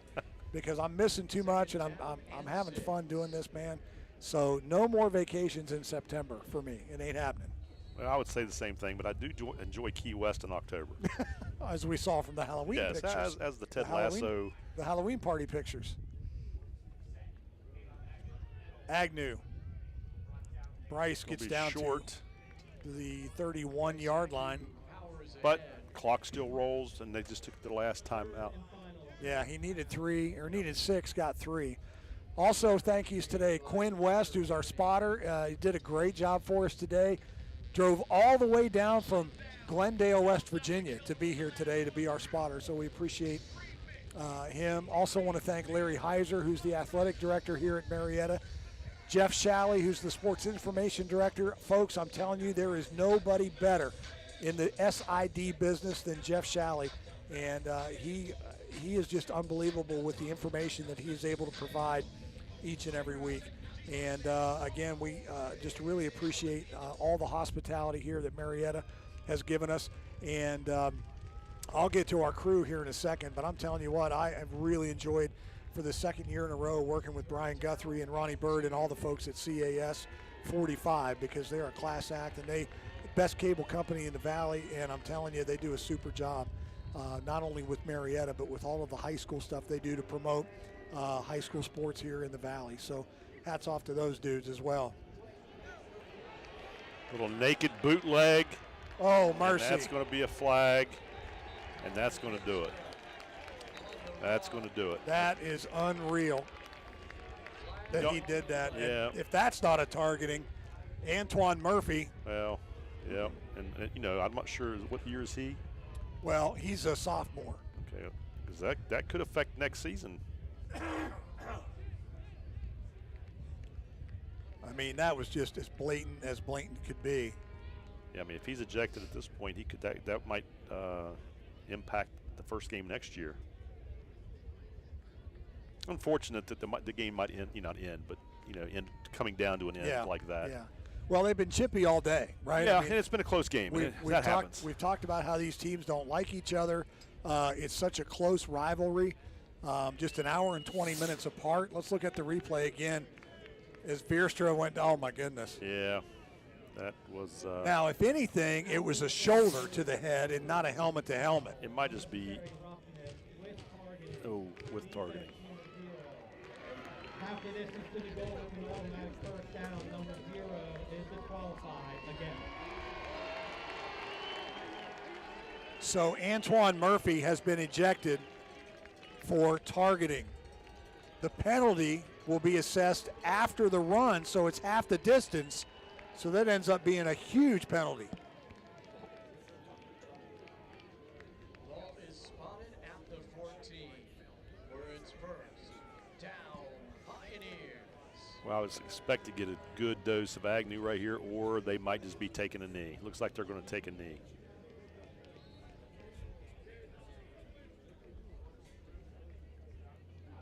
They're out of timeouts. Yep. They're going to let the clock run. They're just going to take some knees, and then this game will be over.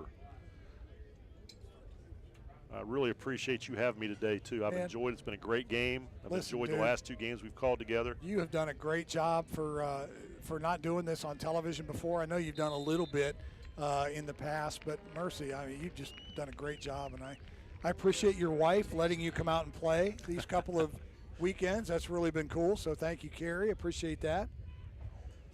Well, it's been enjoyable. I love it, and I hope to get to do it again. Yeah, for sure. We'll see about what next year holds, but I'm telling you, it's been a lot of fun. And Marietta, you know, I'm happy for them. They're going to go to 8-2 on the year. They're only the 4th team in program history to go to 8 wins. And unfortunately, as we said earlier, they're not going to make the playoffs, but they've had a great year.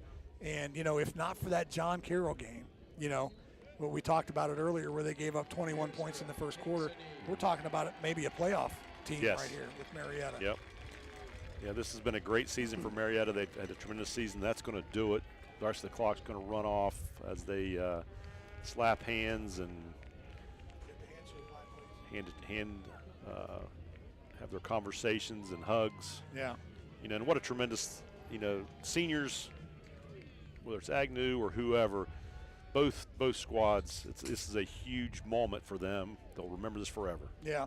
And speaking of seniors, we didn't really have a chance today to acknowledge them, but I want to acknowledge Bryce Agnew, Anthony Sabatino, Jack Wallace, Derek Witzberger, Sam Thomas, Corey Hart, David Bush, and Zach Cordamanchi.